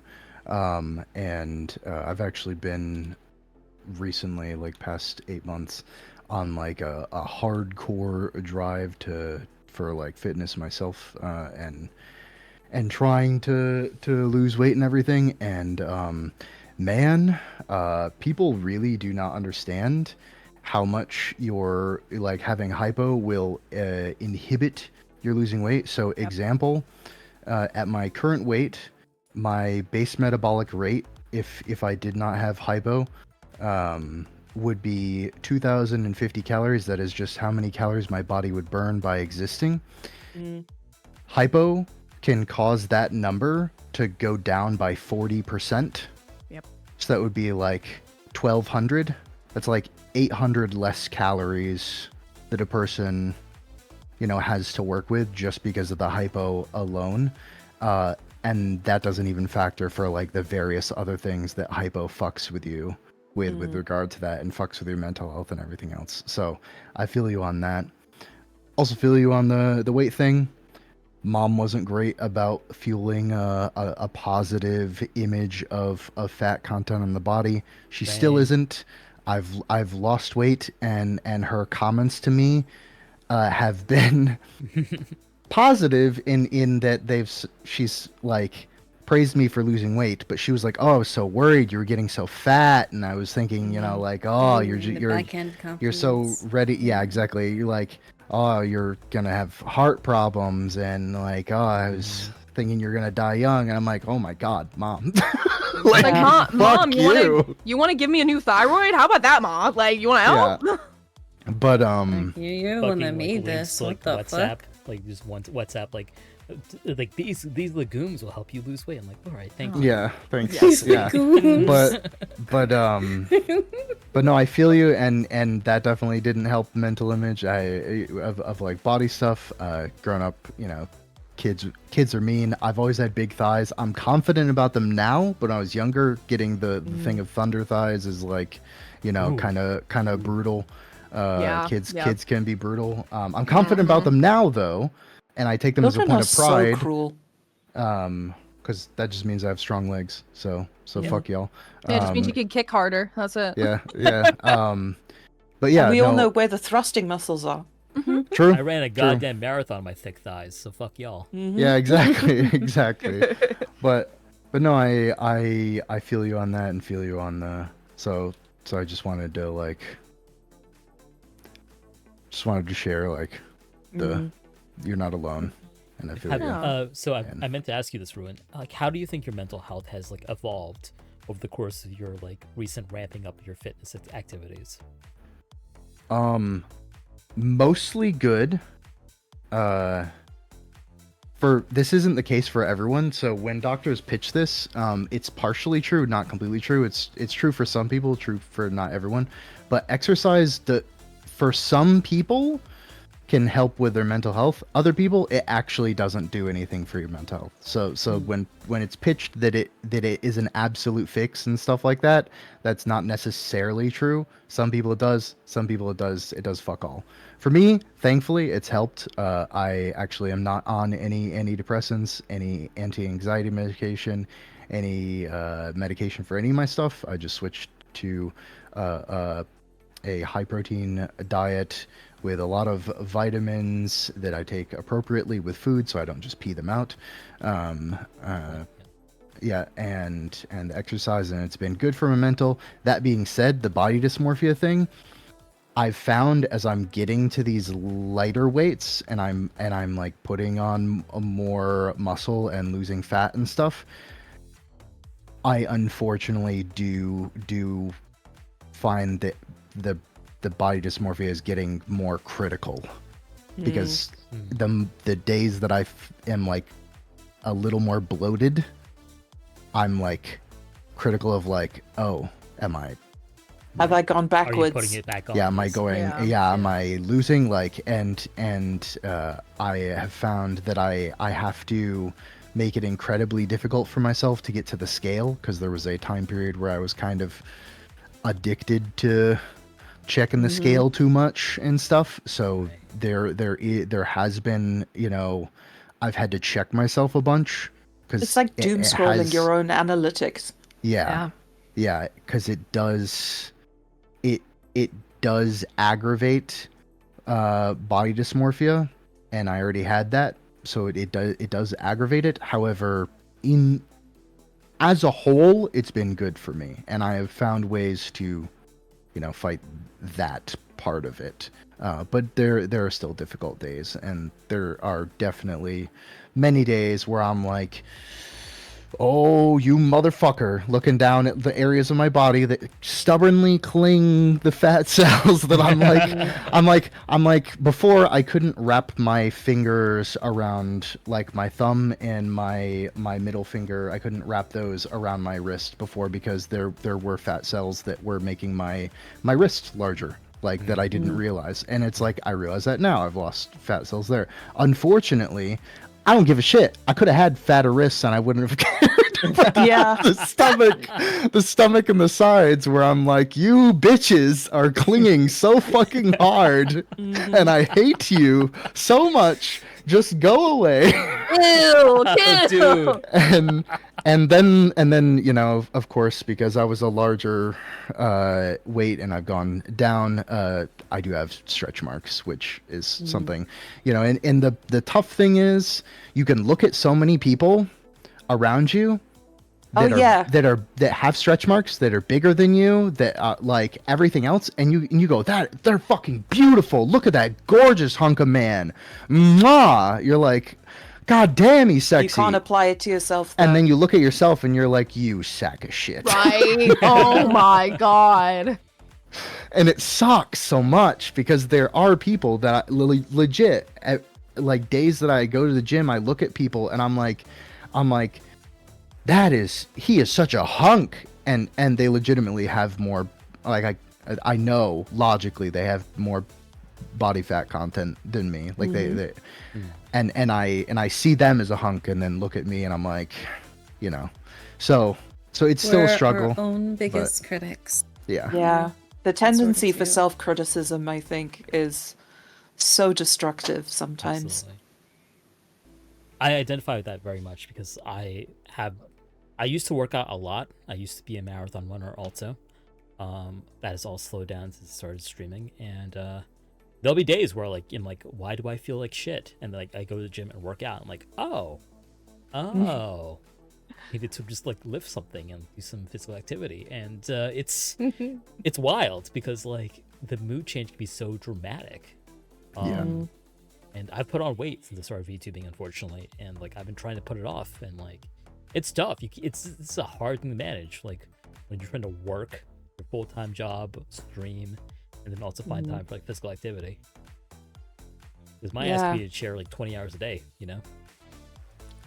And like for me, and this is not like diminishing you at all.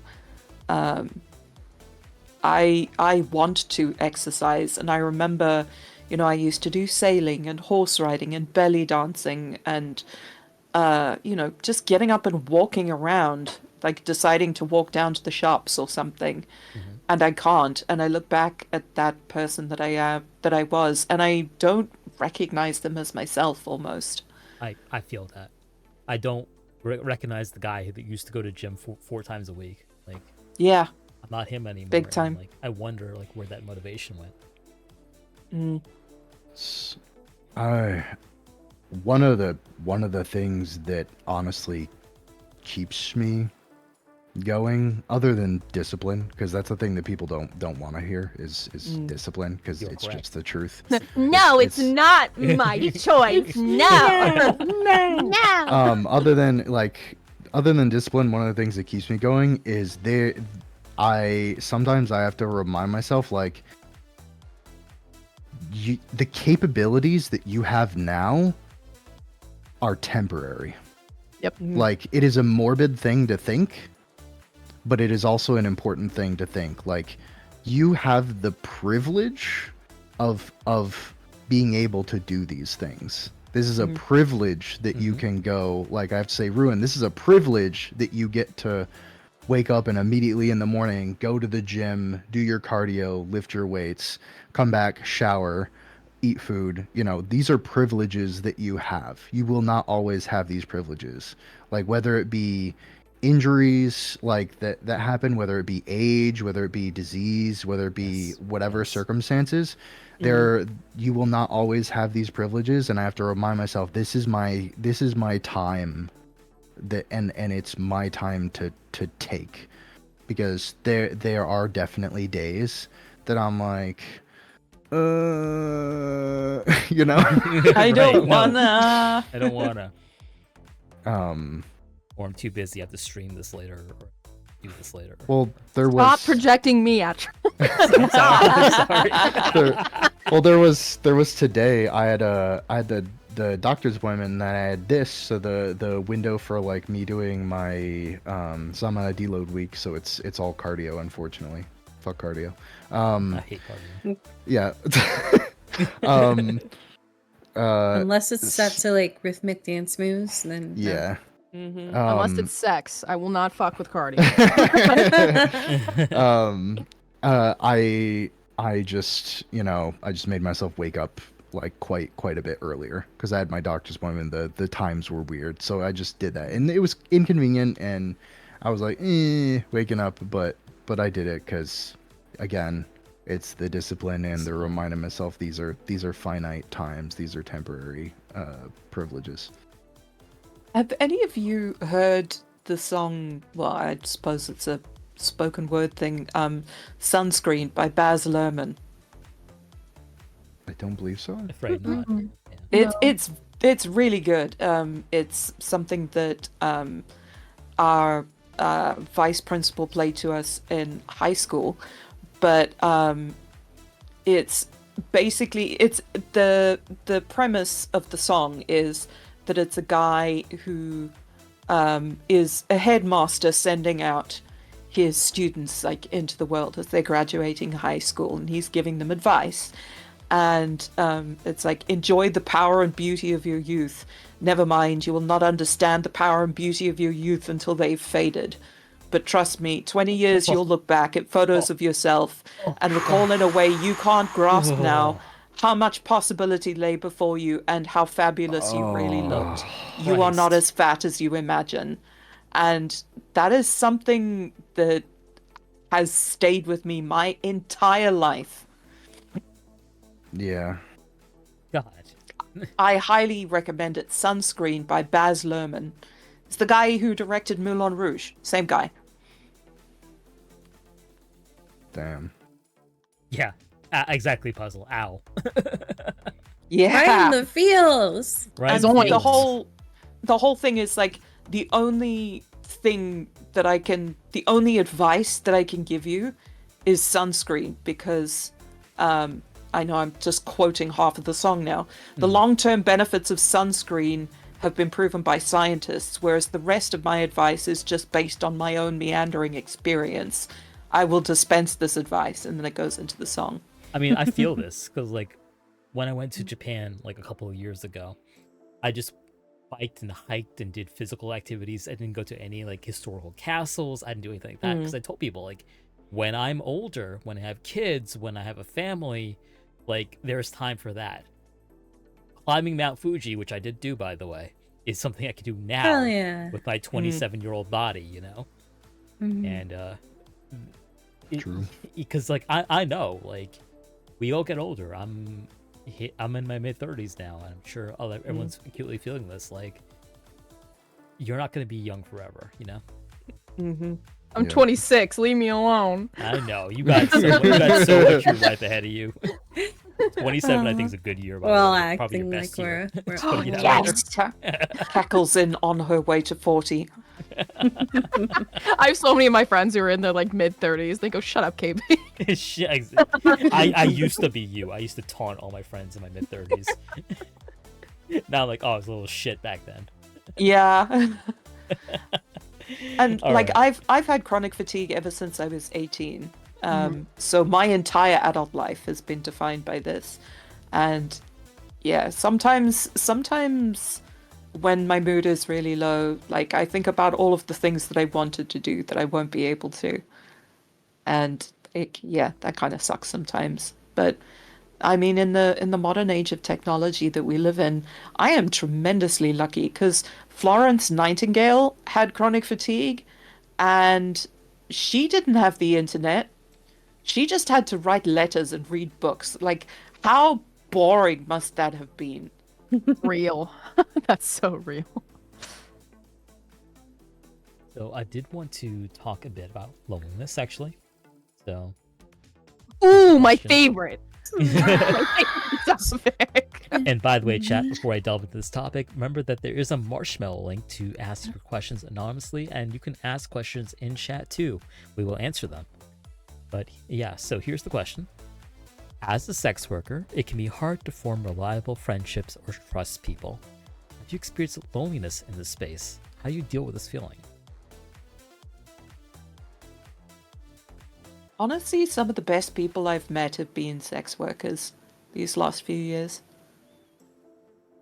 I feel that, but at the same time, I've had to be the most guarded around fellow sex workers sometimes too. And True. speaking as a male creator, this is a very niche space, but it can be like, you know, I've obviously met some great guys like working the space, but I've also met a lot of people who try to exploit like the fact that like I have an audience, or like the fact that like, you know, I may have a Discord that's active, and it's been very difficult to trust guys, honestly. And I imagine it's probably very similar for like women in the space too, because poaching, like Fansly literally has like a thing where you can hide anyone who's verified in Fansly from your chat, and it's because of like the sniping and competitiveness of like sex work sometimes. So I just do wonder, like, if the panel experiences loneliness in the space or like making connections with other like creators, I guess. I honestly, yes, it's so chronic at times because the best way I can describe myself is I'm very much like a puppy in the way of like, hey, I just want to be friends. Oh, you don't want to be friends? Oh, why? Oh, because Is it because I'm a whore? Is it because I'm a slut? Is it literally, I have asked people to do collabs with me before and they literally just ignore me, even though it's like, Wow.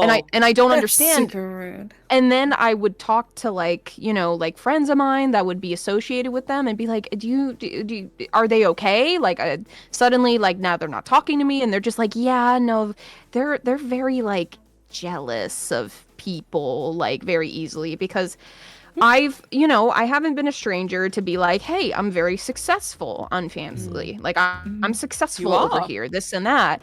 And And you deserve it. stop, I'm gonna kiss you. Mm. But I'm very just much like I have imposter syndrome like really hard about that where I'm just like I just think I'm a person. I'm just a girl. I'm just like I enjoy making content. I want friends because I'm at this point where it's like I've got my bag, I've got my fans, I've got this, I've got that. I'm established. I want friends. But like some people like take it as I'm trying to compete with them or I'm trying to use them for clout or just to get higher. I'm like, no. I just think That's so scary. It's one of the reasons I was so scared of I just talking like- to Ruin. Mm. Is because I thought he'd think I was a cloud chaser, but I was like, yeah, I just think Aw. you're cool. Hi. I think you're There's- cool. There is definitely a lot of fear when it comes to that sort of thing.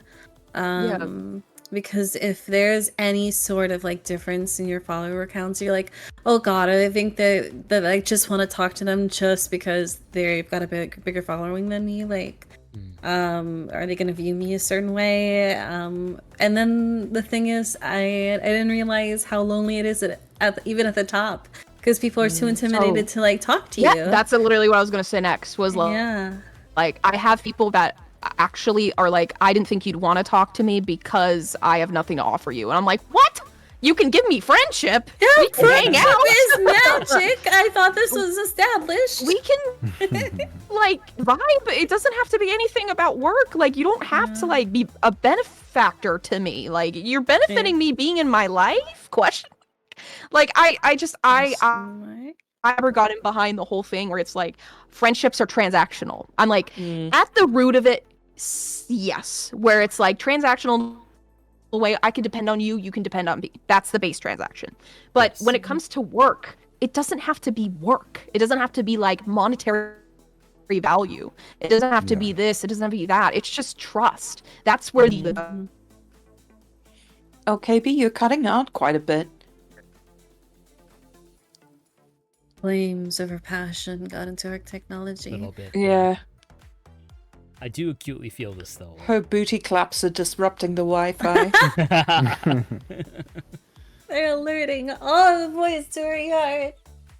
It's tough because like so much of this is based on like trust and like mutual respect, and then I feel like a lot of times you don't get that trust and mutual respect from other people. Maybe Discord is going fucky because I can literally count the number of pixels on the screen right now.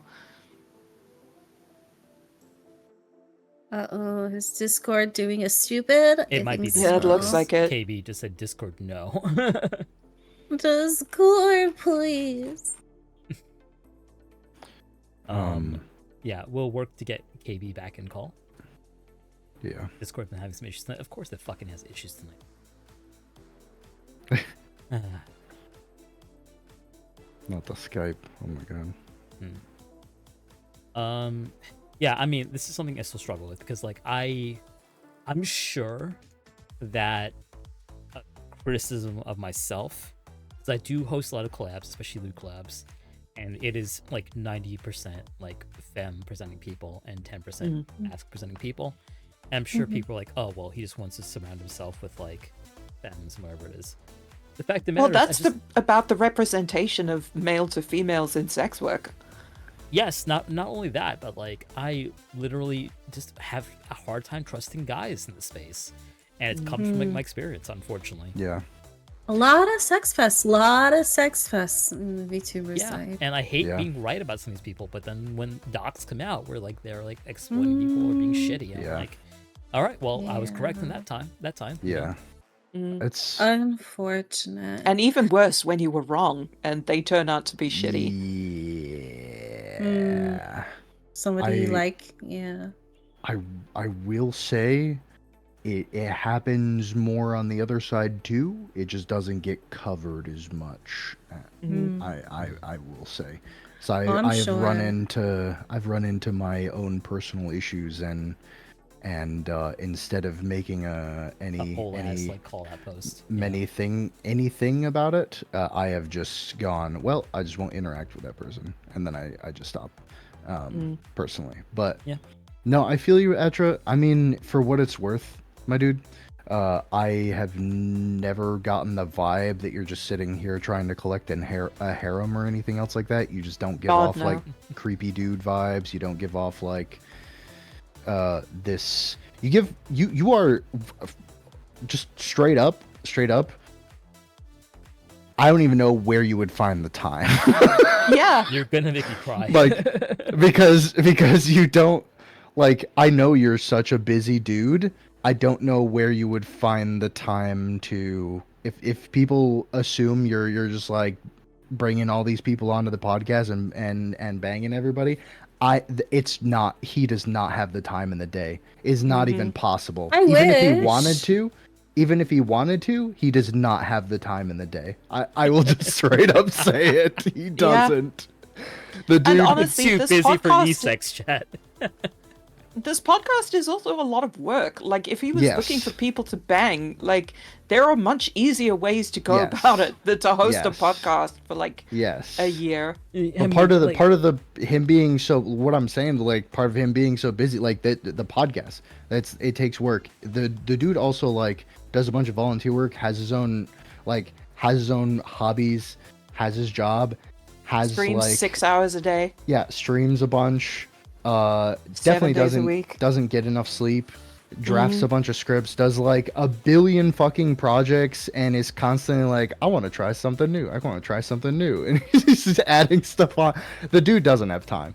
But Content creation is so much more work than people think even- it is. even if he did have time, like, knowing him and checking the vibes and like experiencing him as a person for as long as I have, I will vouch from like here to the stars to back that you will never see any reputable thing saying Atra is like a piece of shit, because the dude's a sweetheart and has always been a sweetheart. So like the Agreed. fact that you bring people on in the first place is like a sweet thing to do. Like, you're bringing people together, and you like, I've always vouched for this being a wonderful source of like education the community needs, and a way to bring the community together that's very lovely and positive. And Oh my God, I'm Atra! always gonna I'm be sorry. happy The for. face your model is making right now as Arun is praising you. I'm Let me literally just good? put it in the group I'm chat. literally just looking at my feet right now. I'm just so fucking embarrassed. No, but it's There was something else going on with her facial features. Let me tell you. No, because it's It's- because my mic's in front of my face. So like I put behind Yeah. my mic for a second. I'm just hiding behind my mic right now. the I know the people that you bring on. You just bring people on that you know aren't gonna be like assholes. To be frank, you bring people on and keep a safe space for everybody, and you bring people that have something to contribute to the conversation and bring to the community and help, and that's why you bring the people on that you do. It is understandable that isn't a large amount of men for a number of reasons, including, like, again, back to what like Mystique said, I mean, just there are less, like, it's straight up, there are less, like, There are fewer men in the yeah, space. yeah, Mm-hmm. in general. Yeah, So- it is like there are a vanishing few like guys who will actually make that leap into doing sex work, and like there's a multitude of reasons for like that. Insecurity, the thinking that there may not be an audience for you or whatnot. I'm more inclined, if you do make the content, to trust you, because I'm like, okay, well maybe you understand what it takes to do this, but like at the same time, it is safer to me to sort of be around the core friends that I've made in the space. And while I'm always open to meeting more guys who do this work, it's very tough to trust them sometimes. What was the original topic we were on? I don't even It was remember. about loneliness. Oh,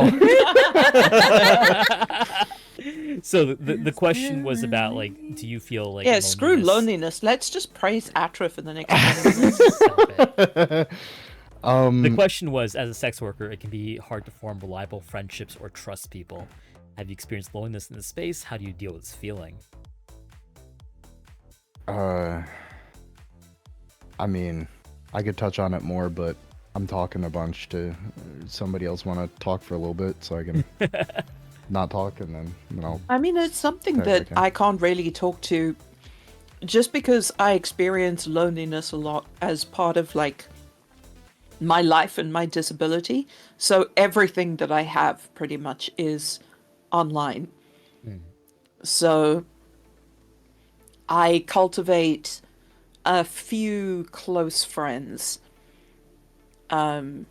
So I've never felt like isolated or lonely in the space because I have people like Atra, you know, who are like, we are besties. We tell each other everything. We share like all of our thoughts and feelings, and having safe people like that, I would say Atra is like at the top of that heap. Okay, Like, stop praising me. no, fuck you. Fuck you. No, fuck you. No, fuck you. Fuck me yourself, Oh, coward. Oh, This is the Patreon. look, it's Triple X content next time on. The depths after dark. If you do that, you have to have a jingle. We have to bring back those cheesy TV jingles. Oh yeah. I was actually hoping to get a jingle done, and then Fiverr did this whole AI bullshit, and I cannot find a jingle writer. Also, Goddamn. interesting fact, interesting linguistic fact.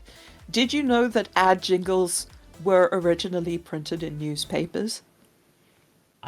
Yes, I did know this actually. They would print like the little musical, like the bars and the notes, Really? so that people could like sing them to themselves. Huh. It's adorable. Yeah, seriously. But having Atra, like having someone that I know that I can trust. We have so much compromat on each other, chat. Like, it's sort of a mutually assured destruction thing. If one of us turns on the other, like both of us go down. Yeah. That's a subtle hint if I ever heard one. It's like, don't say anything. No, but we've talked about it. You know, when docs come out and friends seem to turn on each other, and we're like, yeah, we could never do that because, like, you know, we tell each other everything, and having someone that I can trust that much, trust implicitly, and not have to worry about filtering at all ever, has really just held loneliness at bay, because I have an outlet and I have someone to talk to. It's not necessarily always him, but if I need something, I can go to him. So what do we think is... thank you, by the way, Mystique. I appreciate you. You're What do you welcome. think is the root of like sort of like the pervasive feeling of loneliness that a lot of people feel in the space? Because like Rust. trust. Yeah. I Yeah. agree. Yeah. A lot of horror stories out there. You see a lot of people getting documented. Trust, definitely. Yeah. Yeah, and you see people getting documented for spurious reasons, which makes you Yeah. not want to trust people because, like, if you put a foot wrong, they won't like, they might not come to you at all. They'll just, like, Yeah. fling it out into the court of public opinion. But at the same time, when the docs come out and they are absolutely warranted, you're like, well, fuck, I don't want to trust anybody because they might be an abuser or a sex pest or a liar or, you know, whatever that may be. KB says there's an outage, so she won't be able to join us. No. Oh, That's no. been happening I lately, miss you yeah. already. No. Thank you so much for being here, KB. Thank you We so much really for being here, appreciate KB. you. We appreciate you.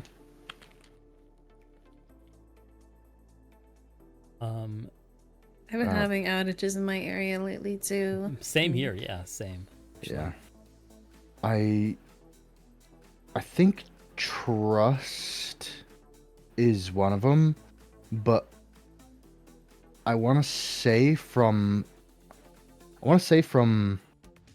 a personal standpoint, I do think sometimes mine is self-inflicted, unintentionally, and I do have a habit to become a recluse socially, because sometimes things can be incredibly socially taxing to a point where I just do not have the energy to be social at all. And every little bit taxes me immensely. And some people in the space don't necessarily understand that, and don't, even if I explain it to them time and time again and explain various things to them.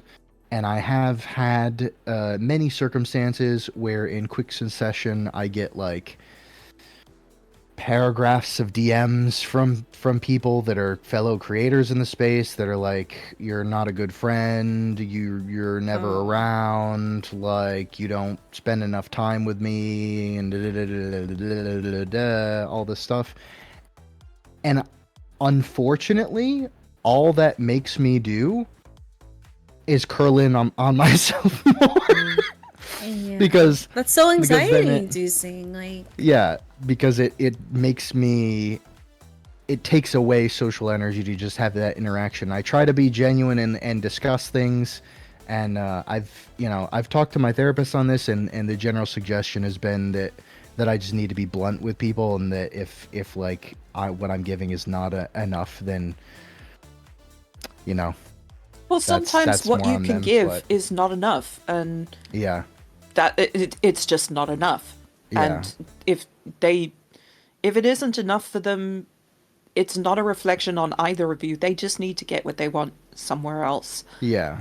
yeah. And like an issue that I have is I have like issues where there are times when it's easier for me to talk and hang out on calls, or send voice notes or whatever. And there are other times where it's easier for me to type and not have to Yeah. talk. And a lot of people have like one style of hanging out or the other. And like I have someone who's sort of in my poly orbit, who was in the sort of tangential polycule I was part of, who really loves hanging out on voice and in VR. And I'm like, I cannot strap a toaster to my face and like sit up and hang out in VR right now. I am so sorry. We're just gonna have to type to each other. Oh my And gosh. she's been wonderful about it, but like I can tell that it's kind of frustrating. And yeah, it's a shame. I definitely struggle with feelings of guilt around something similar, to be honest with you. Where it's like you want to be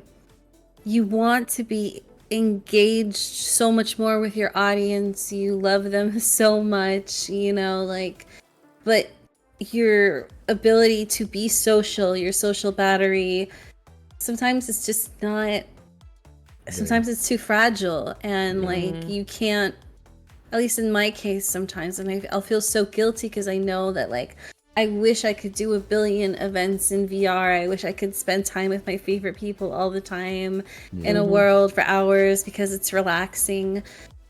But that is relaxing in a vacuum. But when I know I have a billion other things to do, that's just going to give me a lot of anxiety because I know that I need to be doing other things. You know, like it's nothing's ever situationally in a little vacuum otherwise. There's always context around it that makes things more difficult. And it's like, it's not because I don't want to spend time with you guys. It's just realistically making sure your trackers are loaded up, making sure they're charged, putting them on, setting up the actual base stations, putting on the VR, making sure you're comfortable. It's a process, you know? Yes. Oh God, I remember going to hang out with Ruin in VR once, and he did all of that. Like I think he didn't realize it was a VR hangout, so like I was chilling, chatting with him while he was doing all the straps and Velcro and then his headset had died, and it didn't work. No. After all of that, I was heartbroken for him. So sad. Yeah, That is the worst thing. But no, I feel you on the guilt thing. It's actually like I said, my therapist gave me suggestions and stuff. This is something that I've like come to my therapist a few times with because I keep running into circumstances where I have like friends in the space that don't necessarily understand. Me not talking to them does not mean I dislike them or that I hate them or that I want nothing to do with them or anything of the sort. It's legitimately I cannot. Unless I want to self-harm by damaging my mental health for their sake, which I refuse to do, I can't. So I can't. You know, by the very virtue of that, I can't. And I struggled with guilt with that for a while, and I still do to an extent, but it's been a thing that I've been working on for a bit, and just something that can be difficult. Part of the like loneliness and friendships thing is you think like both the trust and the loneliness part is you trust a friend understands, you know, that you haven't talked for a bit, so you're cool. You go to talk to them, and then they explode on you, and you're like, oh, okay. Oh God. You're like, oh, okay. Well. Yeah. Something that has helped me a lot in dealing with like that kind of negativity. Well, not that kind, but like negativity that people put out towards me when it's not necessarily justified, is that it's not about me. And I used to internalize every single like bad word and like every single negative interaction, or anytime anybody felt bad, I would internalize it and be like, oh, I've made this happen. And realizing that other people have like their own demons that they're fighting, and like that it's not me, it's a fundamental mismatch, or you know, they're having a bad day and I just happen to be like the nearest thing to explode at, or whatever, has helped me tremendously. That's not saying you don't do that, Rune. I'm just building on what you've said, because like I used to be you're good. really affected by that kind of shit. No, that's I wholeheartedly agree. That was part of the process for me as well, for a number of things, is learning to do less this is me, and learning more to do you know, we're two separate people, and they're having their train of thoughts, I'm having my train of thoughts. You know, it's been cool. Yeah. I just didn't want you to feel like I was like trying to override your point or anything. No, not at all. Nope. Okay, good. Yeah, of course. Also, have any of you ever had that thing where like someone takes off like their star, it's time for their star to rise, and they like you were friendly, or at least like acquaintances, and then you just think, well, okay, bye, you're famous now. You've left my pond, and you're a big fish in Goodbye. a different pond now. Yeah. Okay, New Ye. Have I had that before? Yeah, have you ever felt that, like when someone really takes off and you're like, well, okay, Oh, a ton of the times, window of yeah. opportunity has passed for me to be friends with this person? A few. I mean, I've had a few circumstances where I was friends with people that like were chilling around like lower viewers than me and stuff like that, and I was, it was all good, and then they kaboomed to big numbies and no talking and stuff. But I just took it as like a natural death of the friendship for whatever reason, whether it be like the friendship related itself, or sometimes, like often in those circumstances, often, to be honest with you, as somebody that saw a big boom, and I've dropped down, but like I saw a big boom suddenly at a certain point because of TikTok and shit like that. I remember that.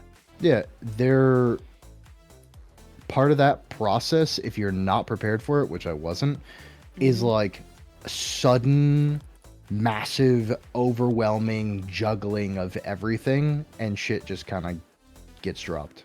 And you don't mean to at all. Like a lot of people don't mean to. It just happens. Yeah, no, like maintaining like friendships in the space is hard enough, and it gets harder the larger you get. So I will never take that thing personally, honestly. Like, it's tough to like juggle so many friends. Like, this is the most friends I've ever had in my life, honestly. Right? And like, if you really, really, really care about somebody, you'll manage to keep it up. But like a lot of times, like, we're so busy, there's so much going on, it's impossible to like maintain that friendship with somebody sometimes. Yeah. Even Yeah, still, with all the care in the world, sometimes shit just happens, Yeah. Yeah. And like, I think something else that I've noticed is like a lot of people try to be your friend, like in your community, and it's awesome, and they're wonderful people. But like, there have been people that I've had to say, I'm not looking for any more friends right now. Like, I can't give you the care and attention that you deserve as a friend. Because I literally can't be like friends with all 800 people who follow me, or whatever like the number is, even if I wanted to. And like, I have a rule in my Discord server, like, don't DM the streamer. Don't come for me unless I send for you. Yeah. What a great way to put it. Yeah. So you'd be shocked how many random DMs get sent to us. Yeah. And it's a little bit of mental energy every time to respond to them. And there isn't much to spare. Yeah, I it sucks. really- Just like, this is another like facet of Twitter. It's like, I try to respond to every comment I get, but I can't get to them all because I just have moments where I have this revulsion to like social media where I don't want to like. I dread posting on Blue Sky and Twitch and like all this like work it takes. I have taken entire days sometimes where it's like, okay, post this, and then post this, and then post that, and then reply to comments, and then post that. And there are actually times where I'm like, oh my god, this thing like got a lot of attention. I actually hate it because now I have to pay attention to it. Yeah. Now I have to think about it again. Right, God. I have to, like reply to like all 20 people that commented on this thing, Yeah. I also try to reply to every comment. Yeah. It's like I just have this mythology, like, oh, if I don't reply, people think I hate them, and it's like that's not true. But Yeah. No. starting as somebody who was small and like was trying to get the attention of like big VTubers, I understand it like so deeply. At the same time, like, there's only so much energy I have to be social like that, Yep. Yeah. I used to check Twitter messages. Now I check them every few months, maybe. I'm gonna be real with you, just because I just get like, like It's mostly the like requests and stuff like that, because Right. there'll be like random requests, and like sometimes it's legit, and then other times there's like 10 like Spam. fucking hi, Hi, how Hi. are you? Hi. I'm fine. How are you? hi, how are you? I'm an art bot. Cool. Or people like going, yeah, how was your day? What's your favorite movie? What's your favorite song?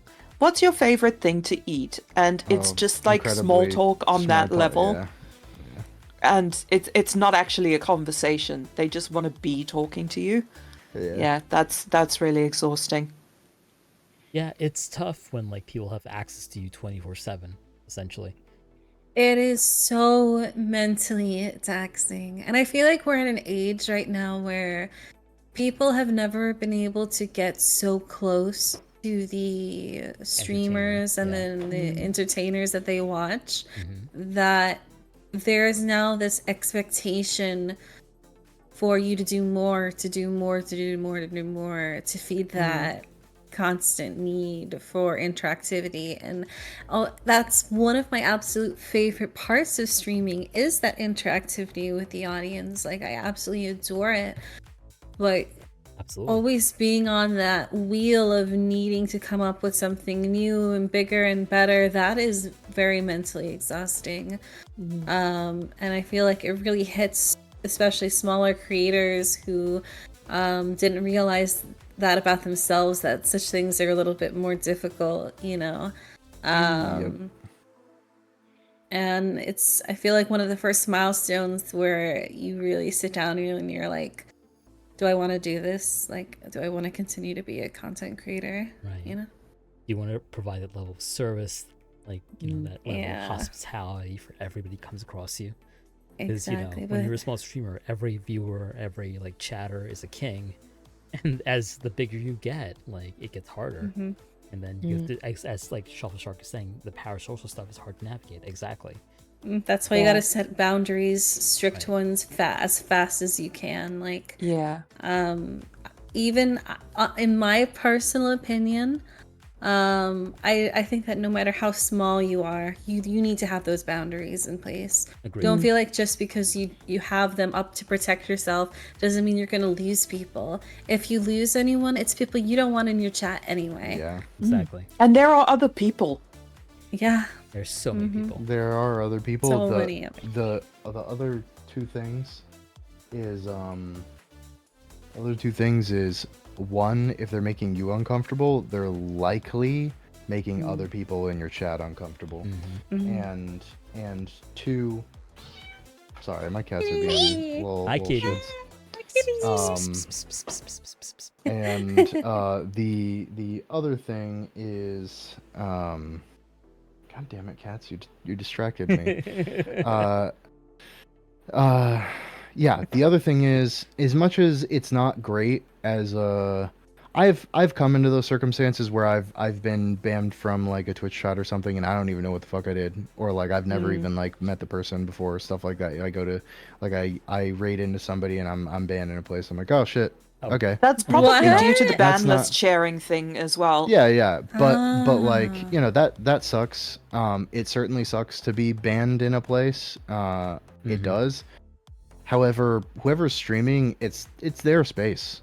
So like they can curate the space how they want to curate the space. It's their chat, you know, they can decide who's there. So like a big thing to learn and a big piece of advice is you don't actually need a reason to ban somebody. If you just want to ban somebody because it makes you more comfortable, you can just do that. You don't need Yeah. they don't need to break one of your, you don't need to be like, according to article 3 Like of rule paragraph number 3, you know, section 2. yeah, You don't need to wait for them to break a rule. correct. Like Vibe there's check.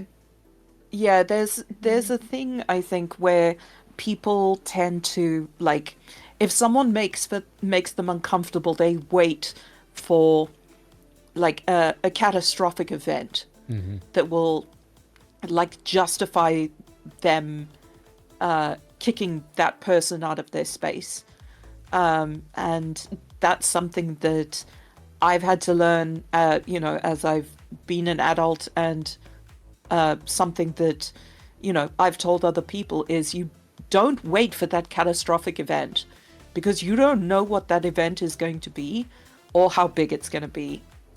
Like, kick them out now if you feel you want to. This if was you my feel that biggest that's necessary. frustration, because I was a mod for Don't be streamers, too afraid. like Yeah. for a solid year and a half before I started streaming myself. And I once had someone straight confess to me, like, oh yeah, like I've texted a minor like underage stuff and whatever it is. I'm like, Oh okay, my you need to God. get out of here immediately. And it took like 3 weeks and me collecting evidence and like going through their docs to like actually get them removed. And I'm like, all right, this is ridiculous. Like, this guy, I was like offering zeros to the community, was self-promoting, and then admitted to me like, oh, I'm doing like, I did these things. And it's like, okay, so get out, go away. Like, Yeah, exactly. right. So we've past 2 hours actually. So I do want Yeah. to sort of get to some of the I like that. questions we have sort of lagging behind. Sure. Yeah, no, it's all good. It's all good. I did want to put numbers and sort of impact on mental health. So whether it's followers, viewers, impressions, or straight dollars, sex work can be a ruthless numbers game. Do you ever find yourself looking at your numbers, and if so, how do you cope with sadness or disappointment when things are suboptimal?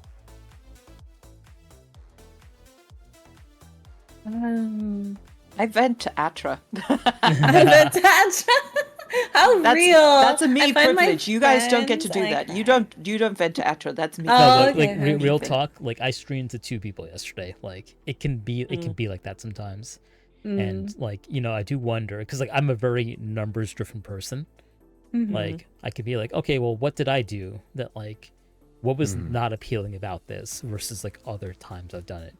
And like there's a positive impact too when I have good numbers. Like, okay, well, what was successful? But when you're small, it is a crapshoot. Like you never know who's gonna raid you on one night or who's gonna pop in and be generous. It Yeah. can be very hard. And like I do wonder for the panel, like, do you look at your numbers and like how do you feel about that? Like, 'cause everybody has fluctuations, I'm sure.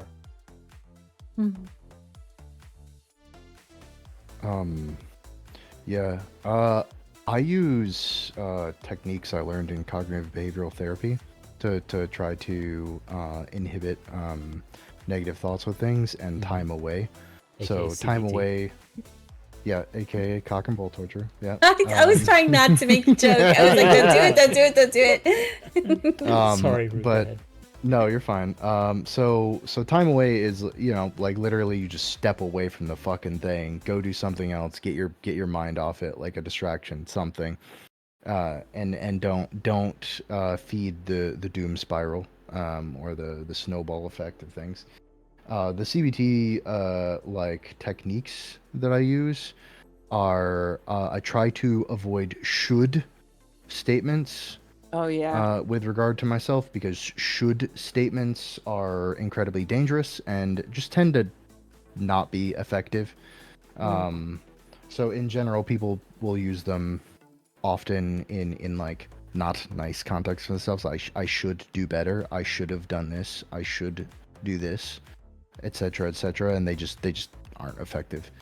And then another like technique I use is like alternative thought patterns with regard to whatever stuff. So if my brain comes up with the theory, I had half the usual viewers that I have because I suck and I'm washed up. Like that's what let's say my brain comes up with that juicy thought. Instead, I go, okay, what are the possible alternatives here? Like there's the time of year, right? I mean, like if it was around now, people are probably spending a little bit more time with their family right now than they might be watching a Twitch stream or watching a Fansly stream, right? Like they might be like huddled around a fire, like doing Christmas shit, not necessarily jorking it, or traveling or anything, instead of like watching the stream, and that's perfectly fine.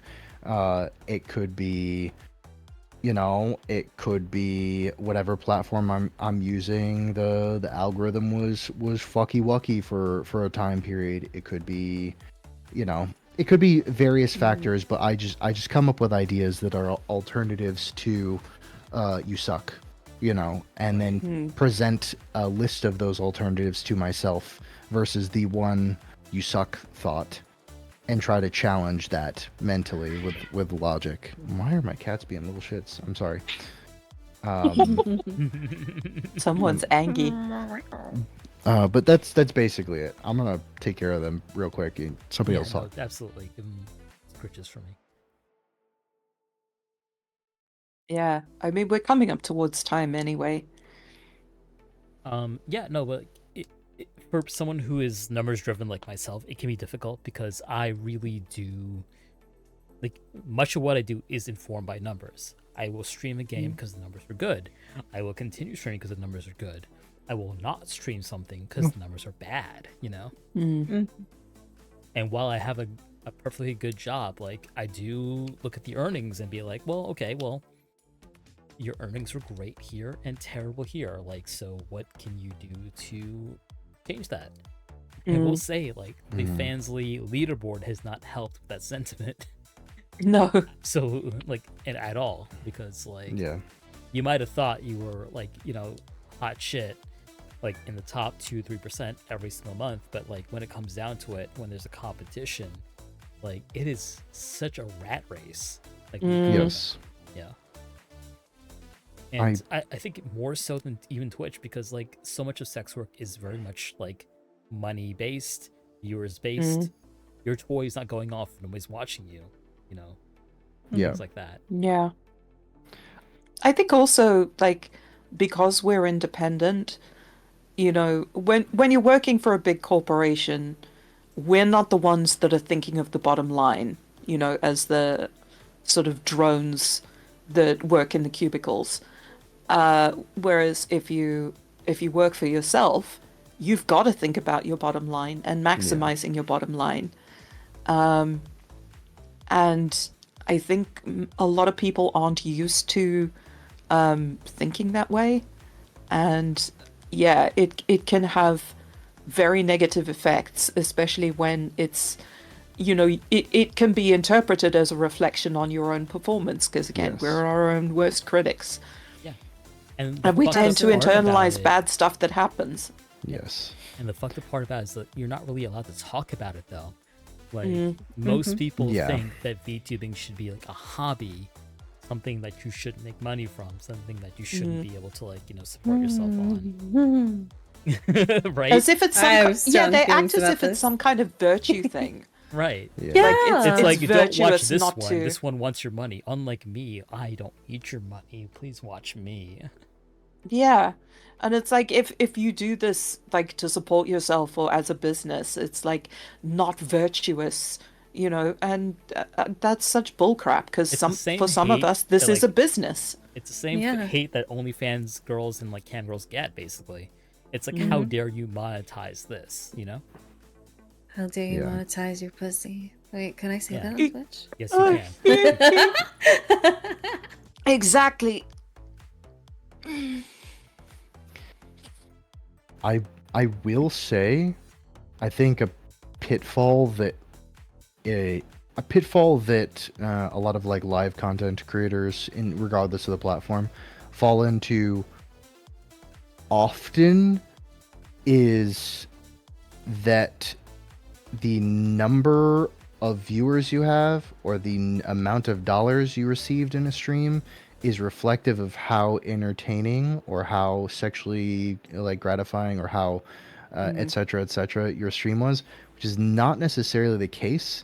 A blunt thing that people don't necessarily like to hear, but I will tell you because it is just straight up the truth. Some of the best streamers on Twitch, like the most entertaining people on Twitch, have the lowest numbers. There are people with high numbers on Twitch that, frankly, the way that the Twitch algorithm works, where king is king and gets rich gets richer, past a certain number amount, literally the way the algorithm works, you will get carried. I have sat there in a stream before, being genuinely curious as to like what the like entertainment value of a stream is, like where, like what's going on with stream, why so many people are watching, and not just taken one example, taken numerous examples of streamers that have literally thousands of viewers, where I sit there for 10 minutes with not a single word uttered. Where I literally could have, in a dark room with nothing going on, no facial expressions, no hand movements, no crazy things going on in stream, no words uttered, nothing. The way that the system works is if you have already made it, it will carry you. Yeah. So, and the way you get people onto Twitch is not necessarily being a better streamer. And the same thing with Fansly. The way you get people onto your Fansly is not necessarily being a better like Fansly entertainer. Same thing with honestly like YouTube live stuff, any like TikTok, anything is not necessarily being good at live streaming.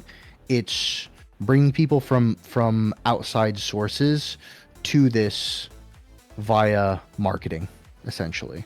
So your marketing skills reflect more numbers than entertainment value does in most cases. And that's not something people really like, but it's true. Yeah, I think at the time, I forget who it was, but there was a streamer who just straight up put a YouTube video on and then like left the room. Oh yeah. Yeah, and then like just continued to like have the video play while they were just like not on stream, and it's like this is a very popular streamer, but like obviously the algorithm rewards big numbers and like XQC. Yeah, I wasn't gonna say it was XQC, but yeah, no, it was definitely. I wasn't 100% sure, but yes, it was probably XQC. Yeah, he's gonna come for us now. Yeah. Okay. Fine. Sure. Come for He's me, gonna like come. at this point. Hey, cut that.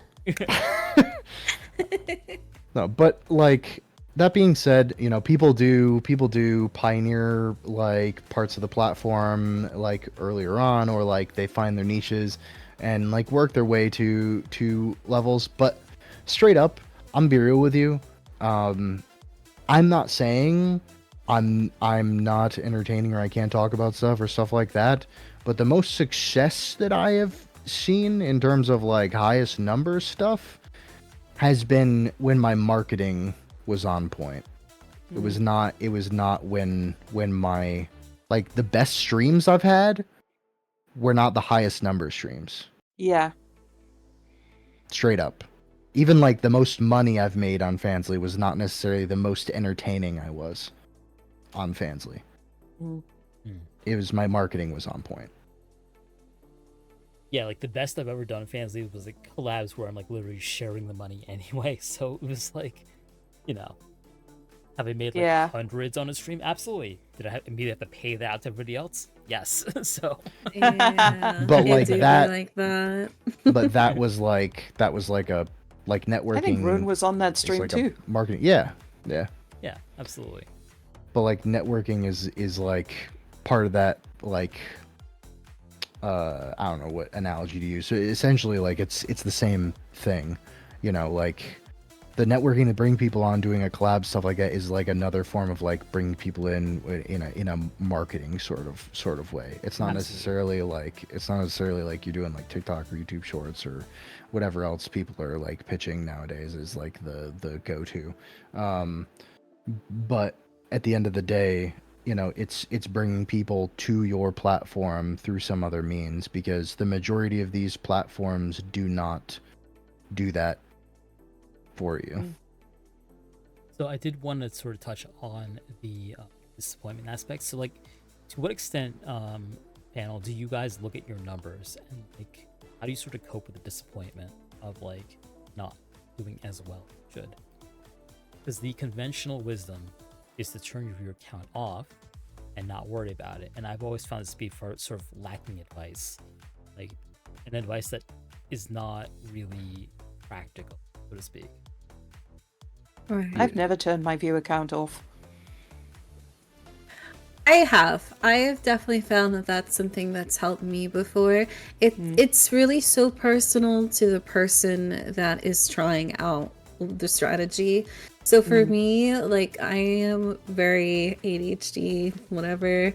So out of sight, out of mind is a very big thing for me.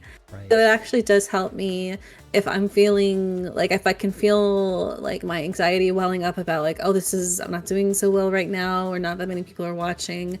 I'll just turn that off just so that my brain has something else to focus on. And that usually does help me personally. But I would say it's not a great habit to make long term if you're looking to do this seriously, because analytics are kind of a big part of it. I think it's horses for courses, right? Like, if that's something that works for you, then absolutely do it. Do what it takes to get the best out of yourself. Like, for me, I'm not super like I'm not like clock watching it, you know, I'm not staring at it, but like if I feel my energy dipping and there's only like 2 people in chat, then I'll usually just end stream and try again some other time. Exactly. Like, there is disappointment, but like you can visit but you can't stay. Like, just make another plan. Don't continue slogging away with 2 people when you're not feeling good and there's only like 2 people around just because you're streaming, and therefore you must stream for like 5 hours or whatever. If it's not working, just end the stream. Try again tomorrow. Yeah, nothing wrong with that at all.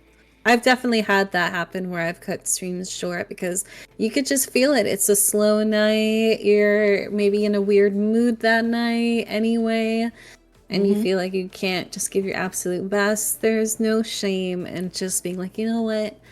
I'm going to cut it short today and I'm going to rest up. Nothing wrong with that. Yeah, I'll see you tomorrow. For me, it's a tool to judge, like, When to if go I to bed. if I should end. Yeah, Right. when to end, because my energy is finite. So Yeah. I'll put it towards the next time. I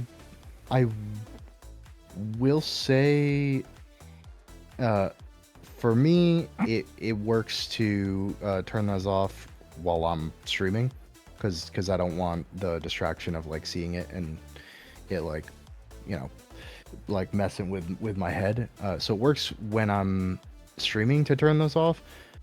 It does fuck all when you need to check your numbers later.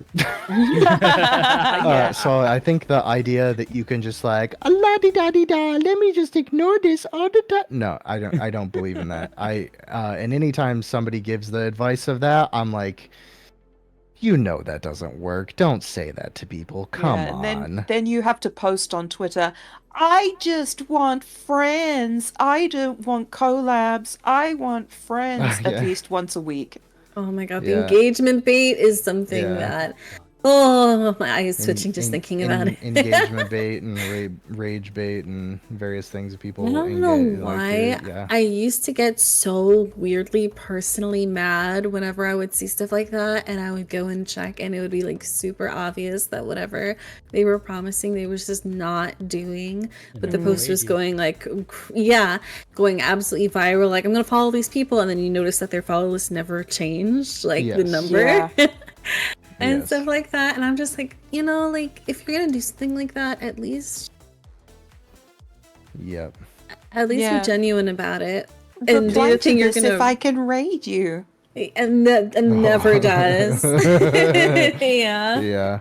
So I think I've the major learned takeaway that it's that just garbage. Yeah. I think the major takeaway I want people to have is like, don't let people gaslight you into thinking that numbers don't matter. Numbers absolutely do matter, and if you want to govern your content that way, then feel free to do so.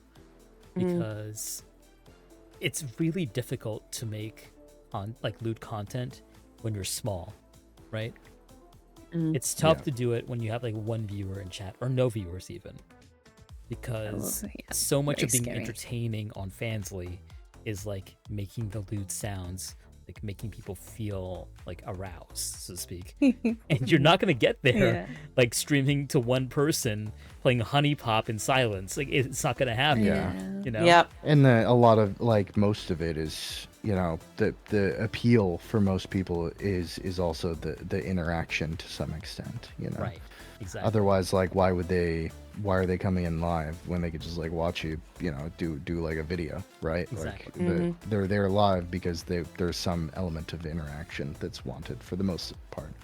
But I'll say it's not good advice to tell people to just ignore their numbers.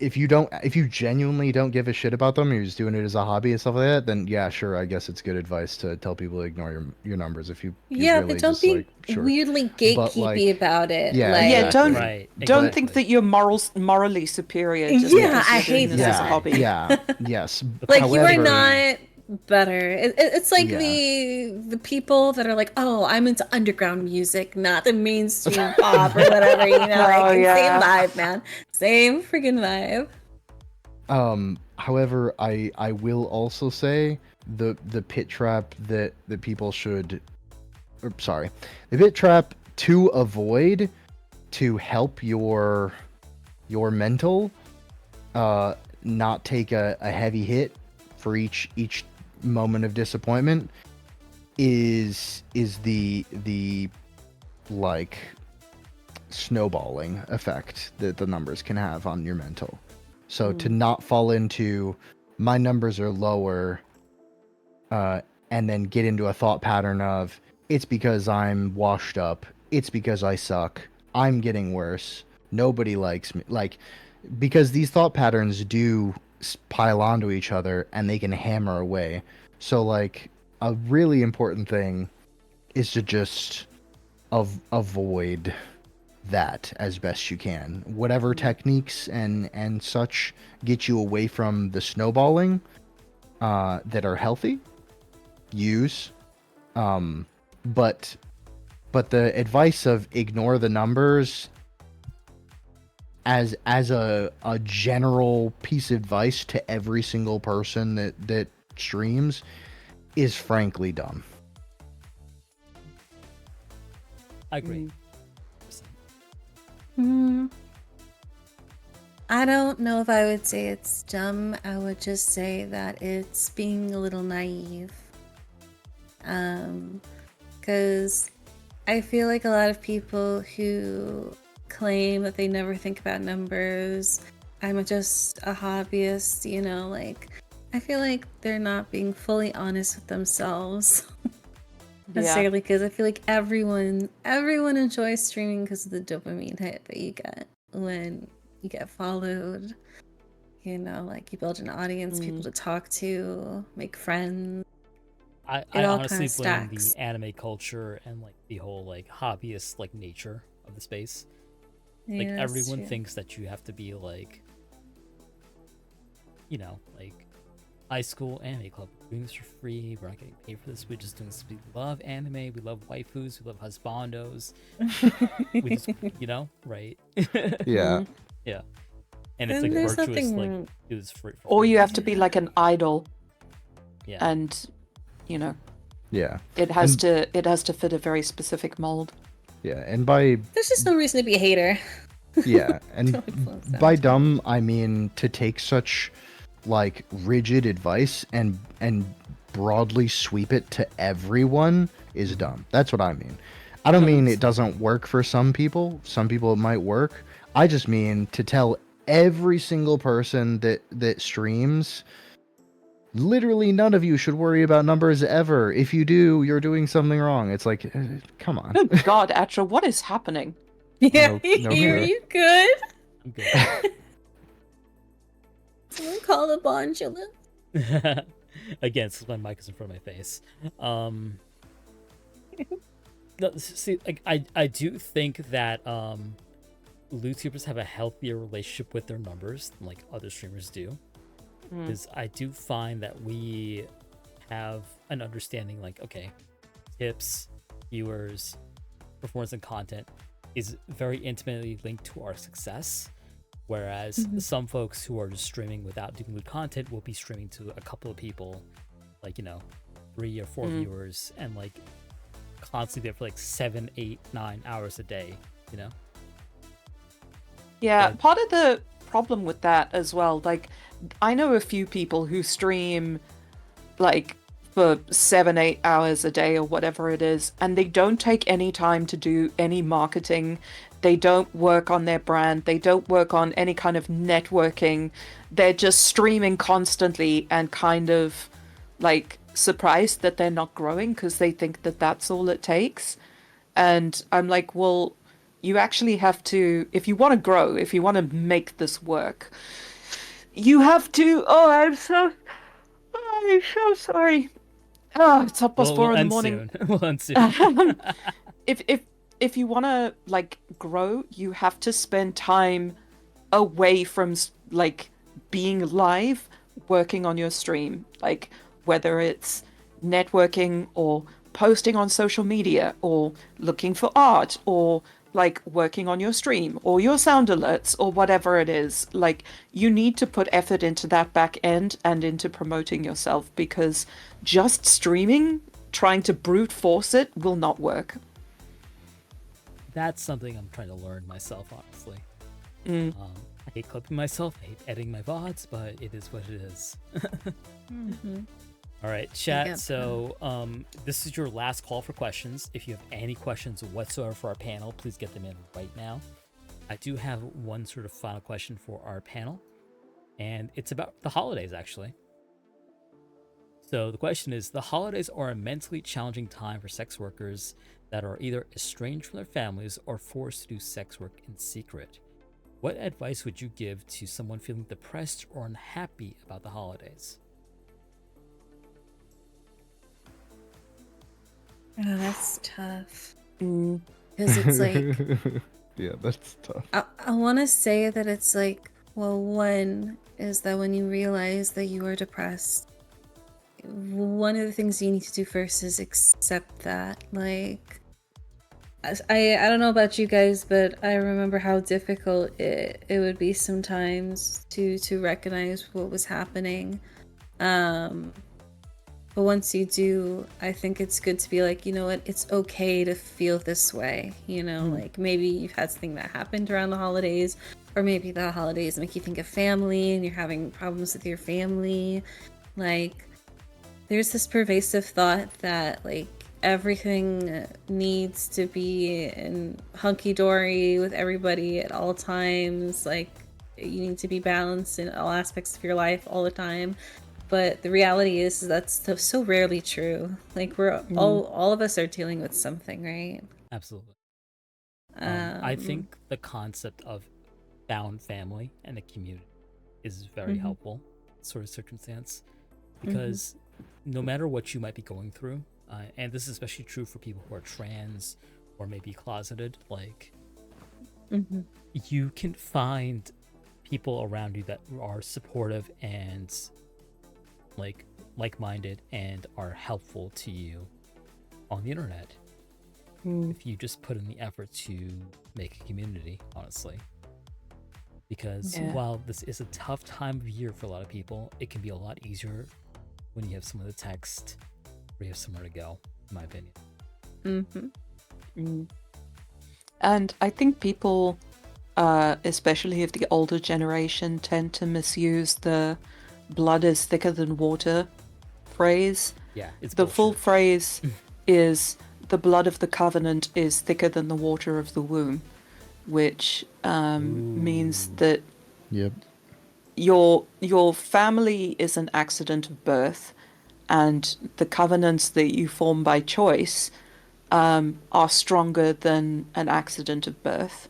So yeah, if your family is not worthy of your time or your love or respect, you may be trapped with them for whatever reason, but your found family is absolutely legitimate, and the bonds that you have with them are absolutely valid, and don't let people diminish them just because you weren't born into them.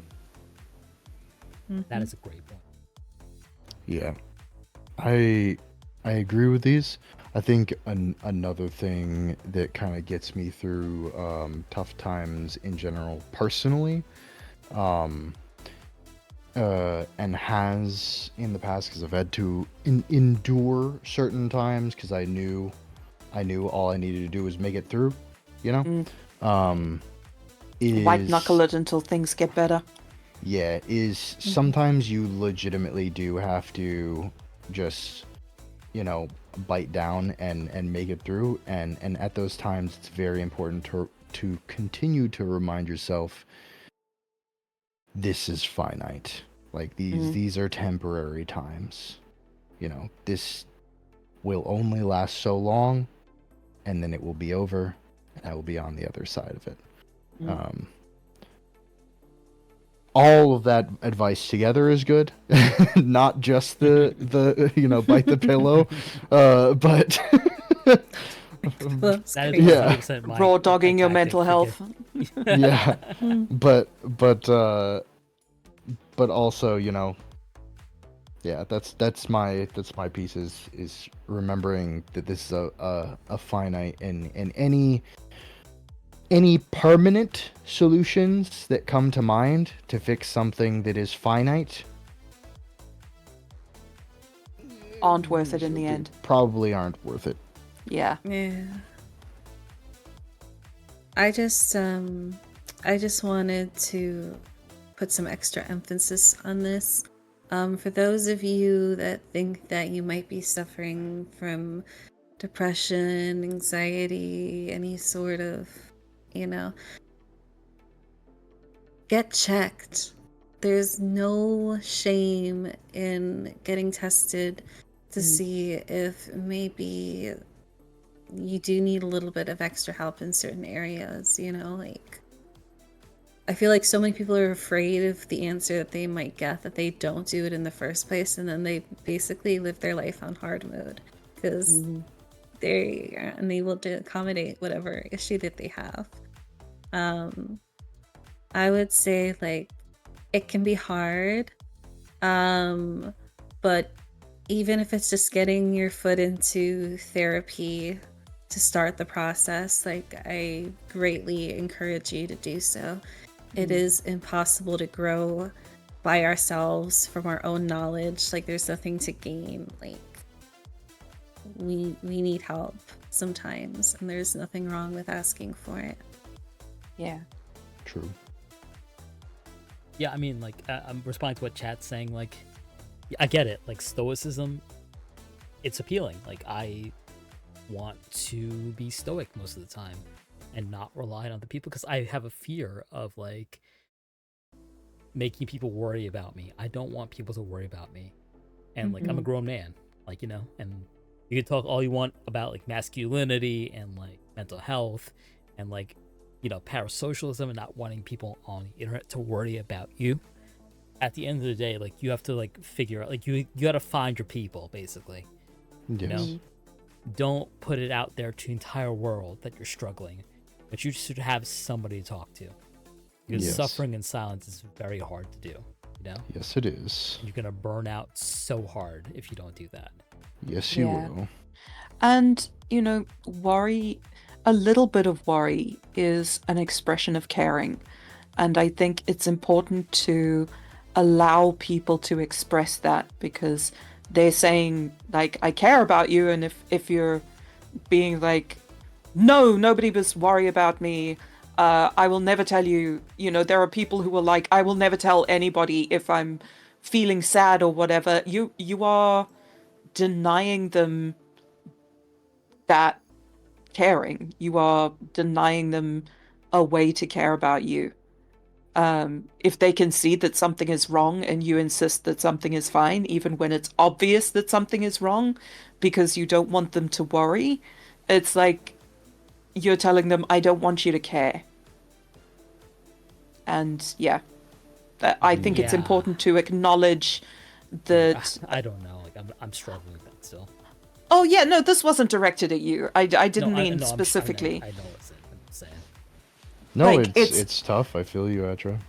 it's difficult, especially for men who have been taught to repress their feelings, and that, you know, they are the aggressor, and feeling vulnerable is not a good thing, and that being worried for is not a good thing. I think it's important to acknowledge, you know, even if you don't want someone to worry, just that they're worried and that they care. Yeah.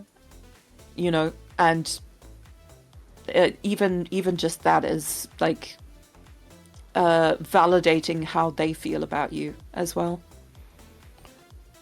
Yeah, I'm Yeah. trying to, like, you know, do my best to, like, make people feel validated when they have those emotions, but I don't want to encourage it. Like, I don't want to encourage that Of parasocial course. loop of like, oh, I'm sad, oh, I comfort you, oh, I'm sad, oh, I comfort you, you know? Oh yeah, totally. Yeah. No, I feel you. You know, there's I think that, yeah, it's always a balancing act, isn't it? Of like acknowledging people's emotions and letting them feel them without turning it into like a cycle that you can't break free from. No, genuinely, I treat myself as a bar. I treat myself as like an entertainment venue. Like, you come here to be entertained. You don't come here to, like, you know, feel bad for me. Same. Yeah. Yeah. I get it. There's also like on the mask end of things, and I don't know if you probably run into this Atra Most before, likely, but yeah, yeah. But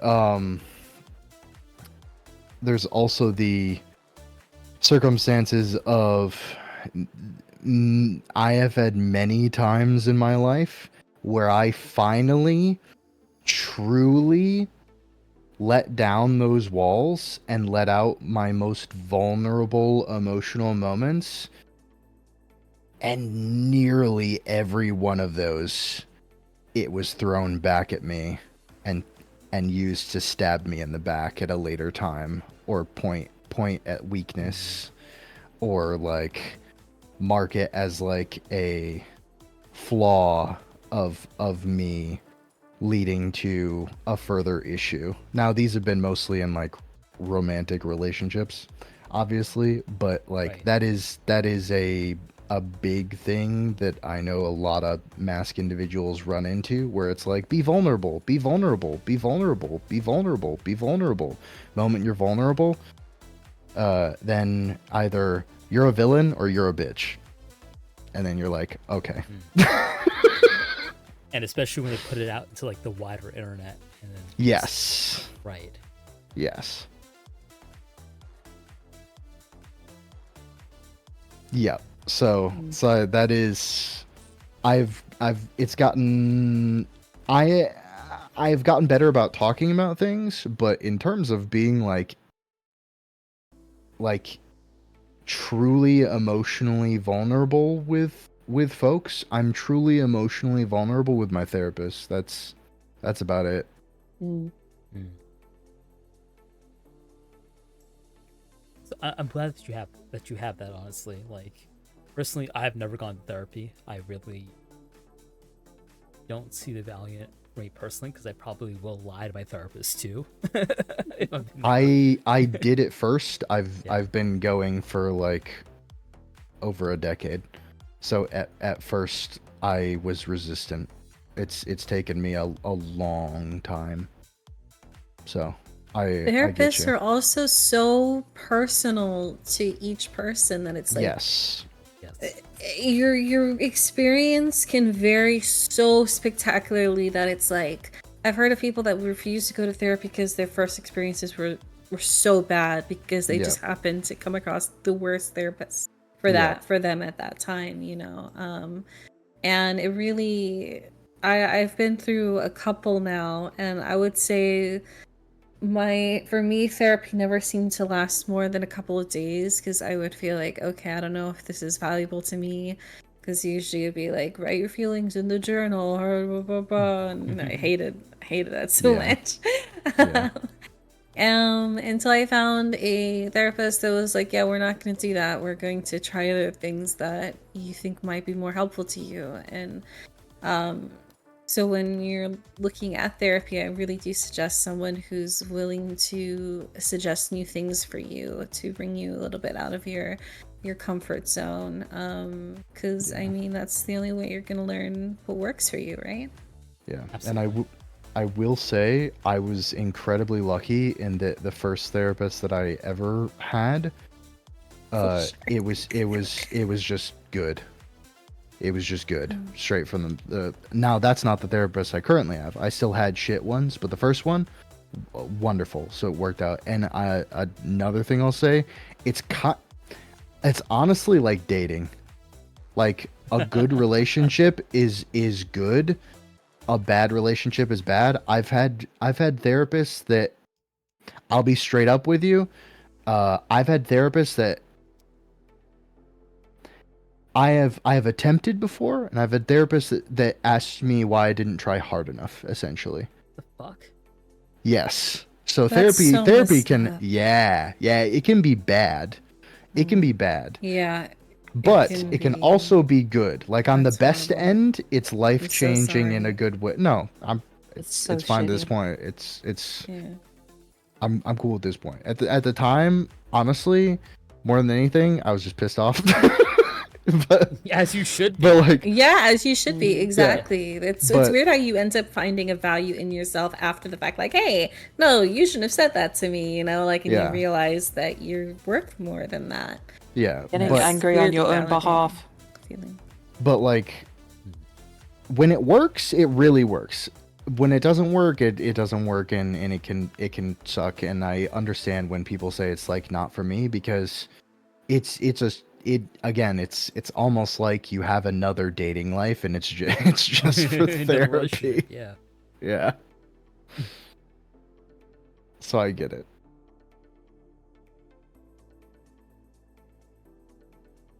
Well, honestly, thank you so much for sharing that with us. Like, it's really important for people to hear people's journey through therapy, because like it's been very difficult to like convince people recently to actually seek help, because like between like BetterHelp and like the commercialization of therapy, and like how much like therapy language has been co-opted to like mean other things, it's hard for people to believe in like the power of talking to somebody, so to speak. I know I personally Yeah. have that hang up myself, so like Absolutely. right. It's very easy to get trapped into this thinking of like, who can know me better than myself? And Right. like, Exactly. why should I?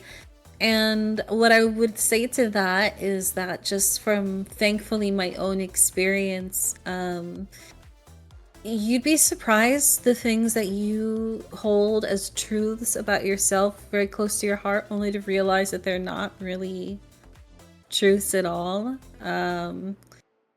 And like the right therapist will bring out the true reasoning of how you're feeling.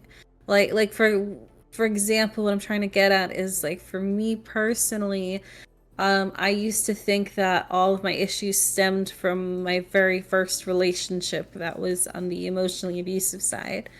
And for a very long time, I accepted that as being where my trauma centered.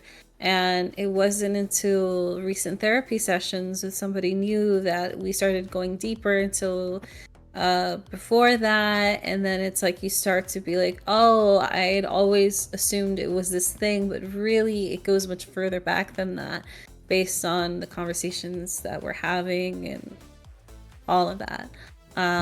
So getting that outside perspective is so helpful, because it might take you down roads that you never would have thought to look down, even in yourself. It's less of a coping mechanism and more of a philosophy that I'm still teaching myself and working on. So bear with me here. And it's gonna sound very like, it's gonna sound easy, but it's like it sounds like I'm pitching something. It's like, just be happy, but it's yeah. Just You know, be it's not- happy, smile. yeah, but it's not, it's a journey. It's difficult, but it works to an extent. At the from the beginning to the end, from the moment that I wake up to the moment I go to sleep, like every moment of the day, everything. The person that I can rely on, truly, more than anyone else, is me. The person that's gonna be there for me more than anyone else at all times is me. The person that's always been there for me is me. Mm-hmm. And for the longest time in my life, I was a fucking asshole to that person. That person was there for me all these times, took care of me all these times, got me to where I am now. That person is me, and I was an asshole to them, and I was a dick, and I didn't treat them right, and I didn't love them. And as cheesy as it is, learning to recognize that, appreciate that, and find ways to love myself day by day, and learn to love myself a little bit more day by day is the most powerful weapon in my arsenal to stay afloat regardless of the mental health journey. That's a really beautiful way to put it. I think we are not sufficiently kind to ourselves sometimes. This is a very individualistic hobby, and it can be very difficult to be kind to yourself. And like you made that point so many times in this pod, that like treating yourself like you would a partner, like being kind to yourself, being honest with yourself. I think that's a really beautiful mindset, honestly. Agreed. I mean, I know it is easy to fall into the thinking of like, well, on the opposite side of that, if I do worry about these things, about numbers, etc., that fuels a kind of competitiveness as well for some people, which does drive them to do better and work harder and all of that. And I don't want to take away from that, but don't feel like just because you can't do that, like that you're somehow lesser or something. Like that's not the norm. Yes. Most people can't balance. Yeah, and just because you could do something once doesn't mean you have to do it all the time. Yes. Yes. That is a big one for people. That is a big one. Because people fall into that pit trap so much. They say, well, I did it before, so it's not my best. No, your best is what your best is now. Oh, I feel That hard. is what your best is. I feel that so hard. Because if you sit there and go, well, I could, like you used to run marathons. Well, I could run a marathon before. Why can't I, like just pick it up and do it right now? It's like, well, that's not fair. Like your best is what your best is now. You gotta, yeah, you gotta be fair to the you now, because there's so much that goes into like, your performance in anything, like. And to just take the isolated instance of like, this is how well I performed, and then apply that to like all times in the future is just asinine. It's ridiculous. Don't do that. And it just sounds so good when we say it, but like in the moment, it's like, well, damn, I just uploaded something and it's just not doing as good as it did previously. That can be very difficult. Oh, yeah. I know a lot of people that very much obsess over little analytics like that, but the way that I try to think about it is that, like, in the grand scheme of things, it's your overall performance that's going to matter rather than these individual post being perfect, Right. So it's good to follow trends and to look out for things that give your content boosts, or like things that you notice that could be a helpful information for the future. But like, it's not the stock market. Like, stop trying to check every day like how things That's a good analogy. have changed. Like, Yeah. That is actually very That's a good. great True. analogy, actually. Like checking your Yeah. stats like it's GameStop. Exactly. Like, where are we at now? Because the reality is that so much of it is just pure RNG. Like, Yeah. Especially when you're small. Especially Yeah. when you're small, exactly. Like I've never had a piece of content go viral. Like that's not an experience that I've had yet. Is it something that I hope for? Yeah, definitely. Sometimes it happens to people, sometimes it just doesn't, and you just gotta keep working and trying to find out what will pop off, like, and you just kind of gotta go into it knowing it's a little bit of a crapshoot. Yeah. It really is. It's such a crapshoot. Even when it And- does though, Yeah. it's like Mhm. you gotta be nice to yourself too, because sometimes people have that one moment of the viral and then they don't get it again for years, and they're like, well, that was my moment of fame, I peaked, I suck now. It's Or- like that Or they happens to spend their people. lives chasing it. Yeah, and it's Mhm. like no dude, like Exactly. It's not healthy to do that. And I know how easy it is to fall into that trap and how exciting it can be to check your numbers day in, day out, every single stream. Yeah, And it's good to be on top of things just so you have that information and you can work off of that. If you obsess with it, then you're just going to create misery for yourself in the long run, because the reality is that the success is not a straight bar for anybody. No matter who you think it is, it's never been just a straight bar for anybody. It's always up and down and left and right for pretty much every creator. We yeah. just gotta do our best to, do our best. Absolutely. Great thoughts all around. I'm going to wrap up with this final question. Okay. And, right, so the question is essentially, what advice would you give to somebody who's starting out in lewd content and is feeling discouraged by their lack of success, so to speak, by their own metric?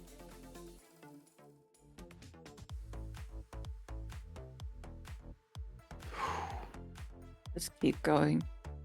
If you really want to do it, keep going, and just if you're not getting where you want to go, look at why and try to be better. But there is no shortcut. Mm-hmm. It's very difficult because I see so many fantastic, lovely, sexy people who don't, who like literally don't get like the attention they deserve, and it sucks. But I just know if they get their one big break, they will blow up, and I think that's the biggest thing.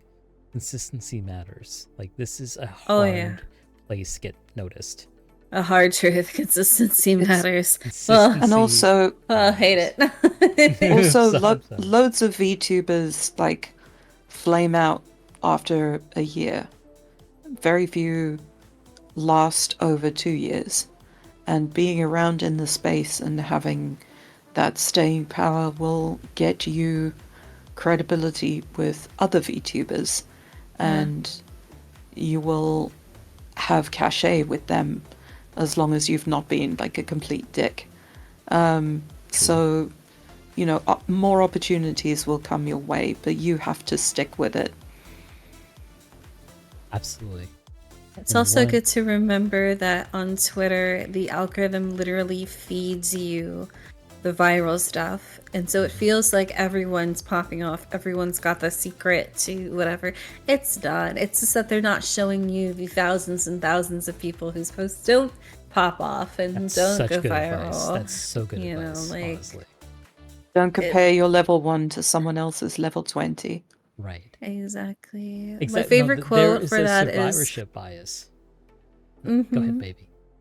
Oh, I was gonna say that like my favorite quote whenever I'm in a situation like this and I find myself comparing myself to someone else is just, comparison is the thief of joy.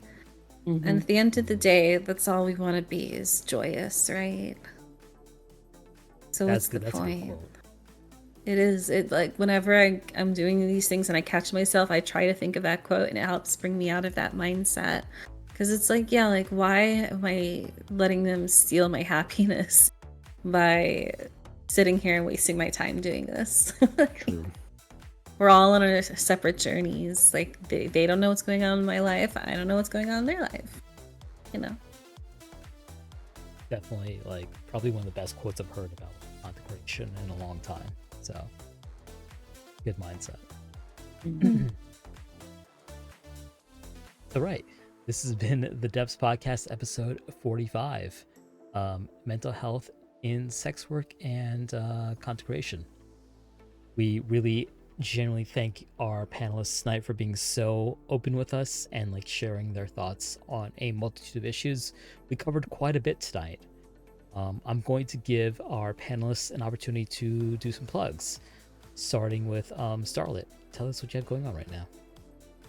Hi, I'm Starlit. I am primarily a 18 plus streamer. On my socials, you can if you're 18 plus, which you better be, you can find out where. But I also have started doing Twitch this past month, and I've been playing like Silent Hill and other games like that. So I've been having a good time kind of branching out into more safer work content. I'm also in the middle of planning for a 2025 debut, so I'm super excited about that. Oh, good luck. That sounds amazing. Absolutely. Thank you. Starlit, thank you so much for suggesting this topic to me. Although I had it on my plans to do, I'm glad you helped me kickstart it to like get to actually executing it. And what Starlit has not said is that they intend to make this a feature of like their future content, including possibly starting a podcast. So we wish you the best of luck, Starlit. Thank you so much, actually. You're very much an inspiration in that regard. And your like your history in like the space like genuinely is such a valuable thing. Going from Chatterbait to like fans like to Twitch now. There's so few people out here with this like sort of like experience doing IRL work and then switching into VTubing. So your perspective tonight was so very valuable. Oh, thank you so much. Yeah, like if you ever have a question, I'm very open. You can always join my Discord if anyone ever wants to ask me a question or my community a similar question. I would love to help. I'm very much of the there's no point in gatekeeping knowledge type of person. Like if more than happy to chat up if anyone has questions about wanting to join this space and all of that. Because I feel like there's such a lack of knowledge on how to even start for a lot of people that it might be overwhelming. Yeah, we don't gatekeep here. Thank you so much, Babydoll Starlit. Of course. Thank you for having me. Ruin, how about you? I don't really have anything to plug. I kind of took a bit of a break from regularly streaming on Twitch, and have taken quite a break from the sex work stuff for a bit. But I plan to get back into it eventually. Hopefully sometime soon. When it comes to sex work stuff, and when it comes to the Twitch streaming, I'm trying to be more consistent. I'll get back in the swing of things. Trying to take it easy because you take some time away from this stuff, and if you try to just go balls to the walls, sometimes that can be Go balls deep Yeah, Ooh, sometimes in your mental health. Yeah. Which side am I on, chat? sometimes that can be a bit like detrimental to the process, and I've found, sometimes it just kind of sucks to do it that way for me personally. So I'd like to ease back into things, take my time with it, take it slow. Yeah, for sure. Yeah. So yeah, that's what I'm doing. Don't have any crazy events or anything going on. I'm still here, still alive, still kicking. Guys, as Ruin makes his way back into streaming and the lewd content sphere, I would greatly appreciate it if you followed, watched, and lurked, and so on streams. Ruin has been one of the few people I can genuinely trust in this space as a fellow masculine presenting person, and I greatly admire them because we have talked about like the fitness journey and like mental health, and that's why Ruin was a natural fit for this episode. So, you know, it's been so good to have you back on. Thank you. Absolutely. Mystique, I would also like to give you the opportunity to plug yourself as well with your brand new model. Thank you very much. Thank you. I'm Lady Mystique. I've been doing Fansly, mostly pre-recorded content. I do a lot of audios, so if you're aroused by sound, feel free to check me out.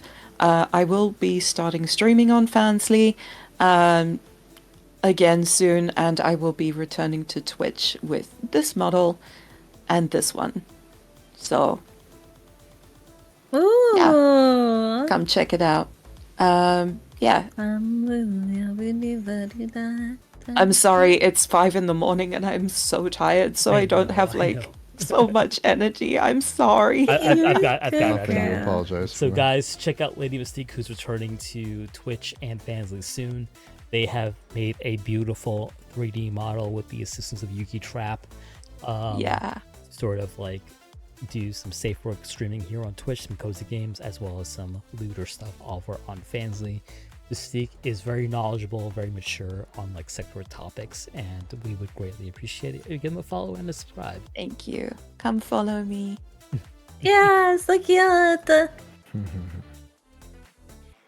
It's a gorgeous model. Like I'm Thank bored you. by it, absolutely. And before we go, I'd also like to give a shout out to KumBomb. KumBomb's internet went out, but KB is honestly such a role model to so many of us. They are an accomplished voice actress as well as budding audio erotic maker. They've recently opened a Patreon as well. Check them out over on Fansly. They are in the thick of the competition this month, and we greatly appreciate them very, very much. Yeah, Absolutely. miss you, boo. And I'm your host, Atramentum_X, Rise streamer and lewdtuber.